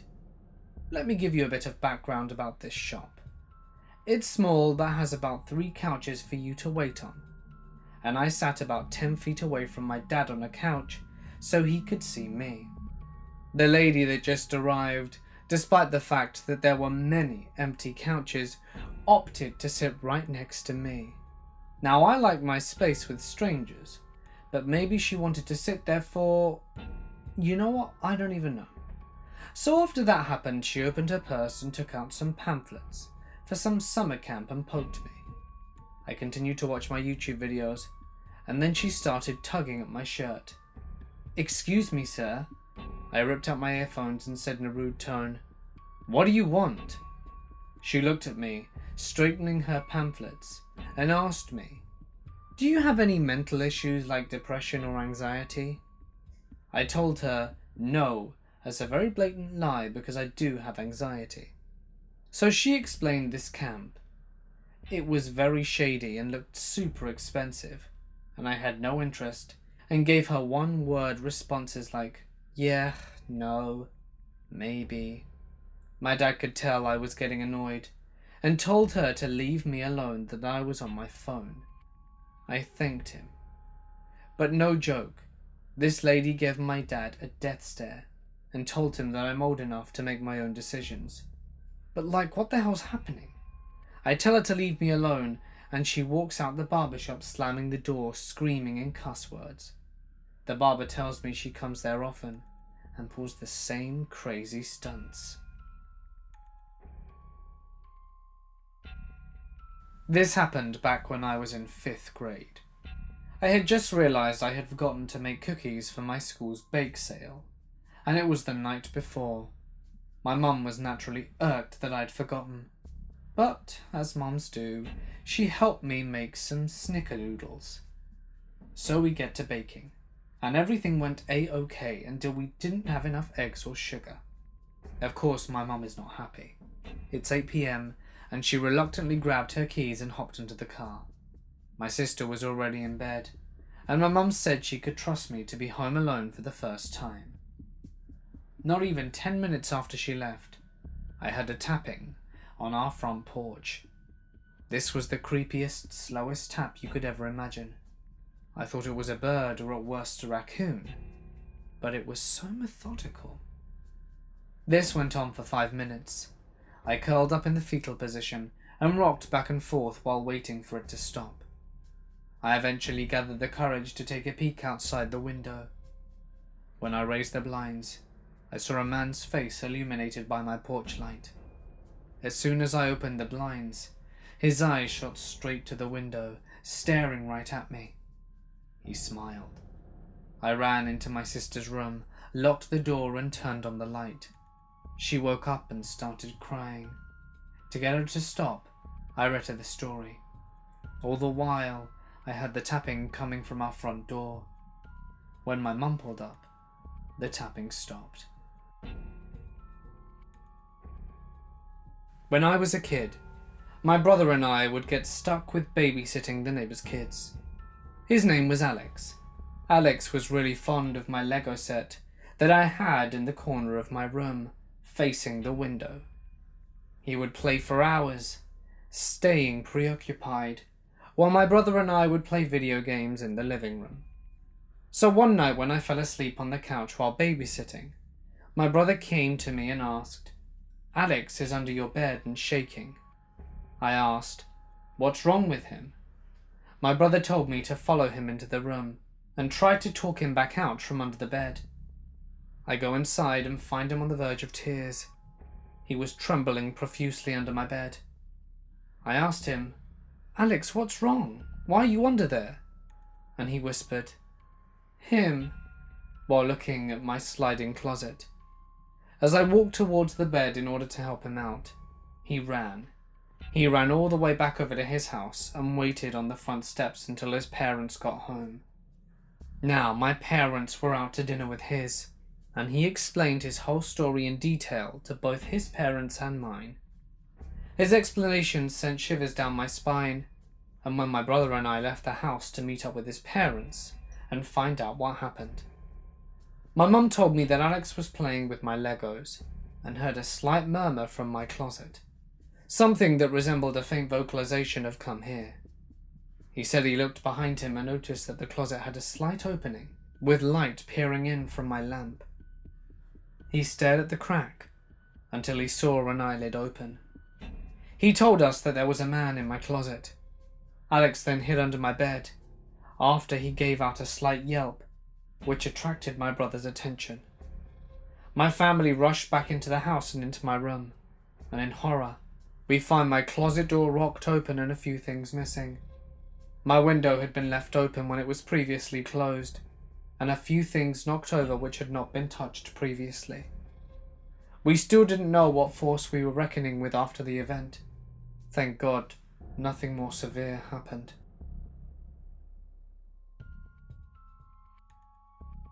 It was a hot summer night. It was a rough time in my life because I was struggling to maintain my grades in school, and I had also been in an emotionally abusive relationship with my now ex-boyfriend, David. I'd been putting the finishing touches on my term paper that was due in a couple of days when the phone started to ring.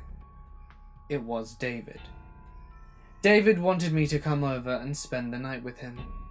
I contemplated for a little while, but I had this weird feeling in the pit of my stomach, telling me that something bad was going to happen that night.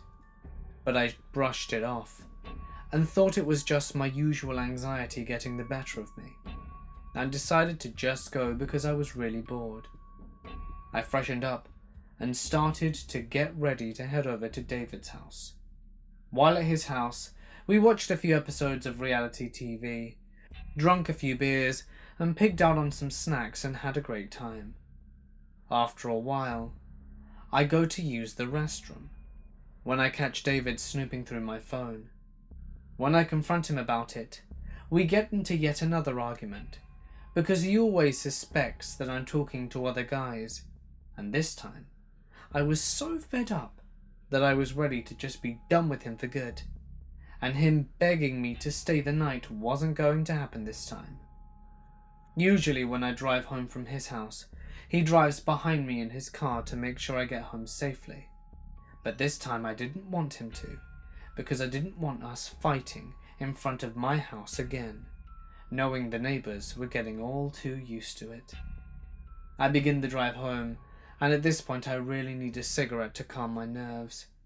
I stop at a gas station for some smokes on the way. Now this is the type of gas station where you have to stand outside and order at a window. It's now 3 a.m, and I pull into the lot at the gas station, and obviously my anxiety starts to kick in, once again. But then lightens up when I see cars and other people also there. I pull up next to the booth, where I always park, and go and stand in line. There's a guy in front ordering his stuff.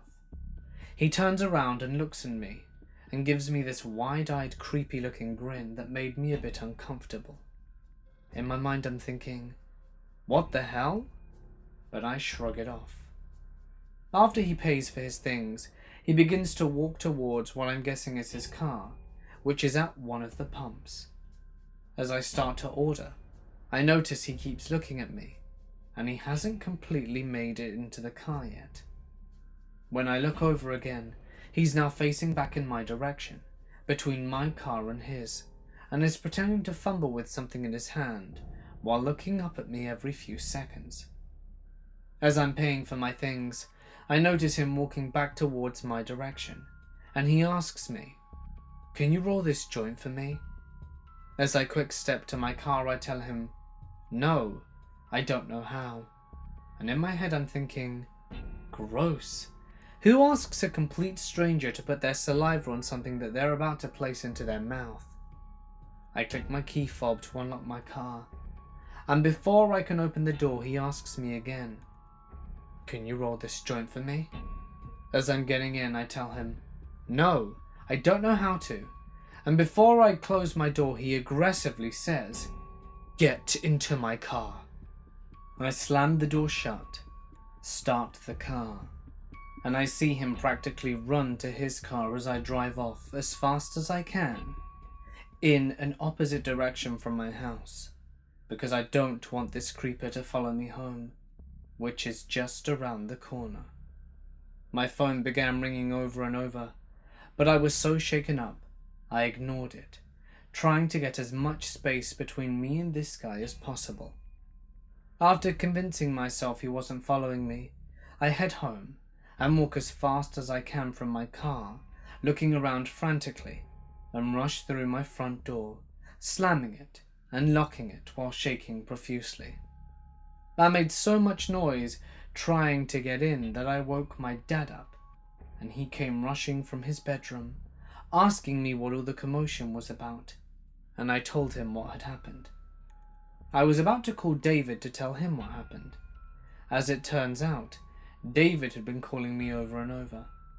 As I started to call him back, my phone began to ring again, and I jumped, nearly dropping my phone. It was David, and he said that he saw what happened and followed me as usual, and parked on the street alongside the gas station, watching, and then he saw me speeding off, and tried to call me after he lost track of where I was going. After I'd spoken to him, he drove to my house and stayed in front of there for about 30 minutes before he left. He called to make sure I was okay, and told me that if he ever saw that guy again, he would snap his neck. I went to my aunt and uncle's house on a family vacation 10 years ago. We drove from South Texas to some small town in Missouri. I can't remember the name. We arrived at 1 a.m. The family consisted of myself, 2 younger sisters, mother and father. Most of the family was hungry from the long drive and wanted to see if a McDonald's was open.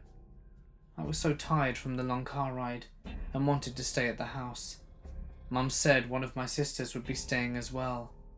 I settled down into the living room watching TV, slightly dozing off, and I can remember hearing the pitter-patter down the hallway, and I assumed it was my sister just running around.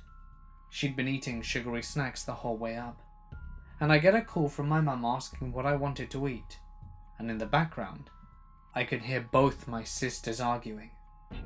I hear a giggle somewhere behind me, stand up, look around, and there's nothing.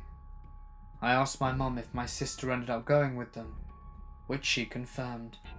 I stood in the corner of the room until she got back. I was babysitting for a family when I was back in high school.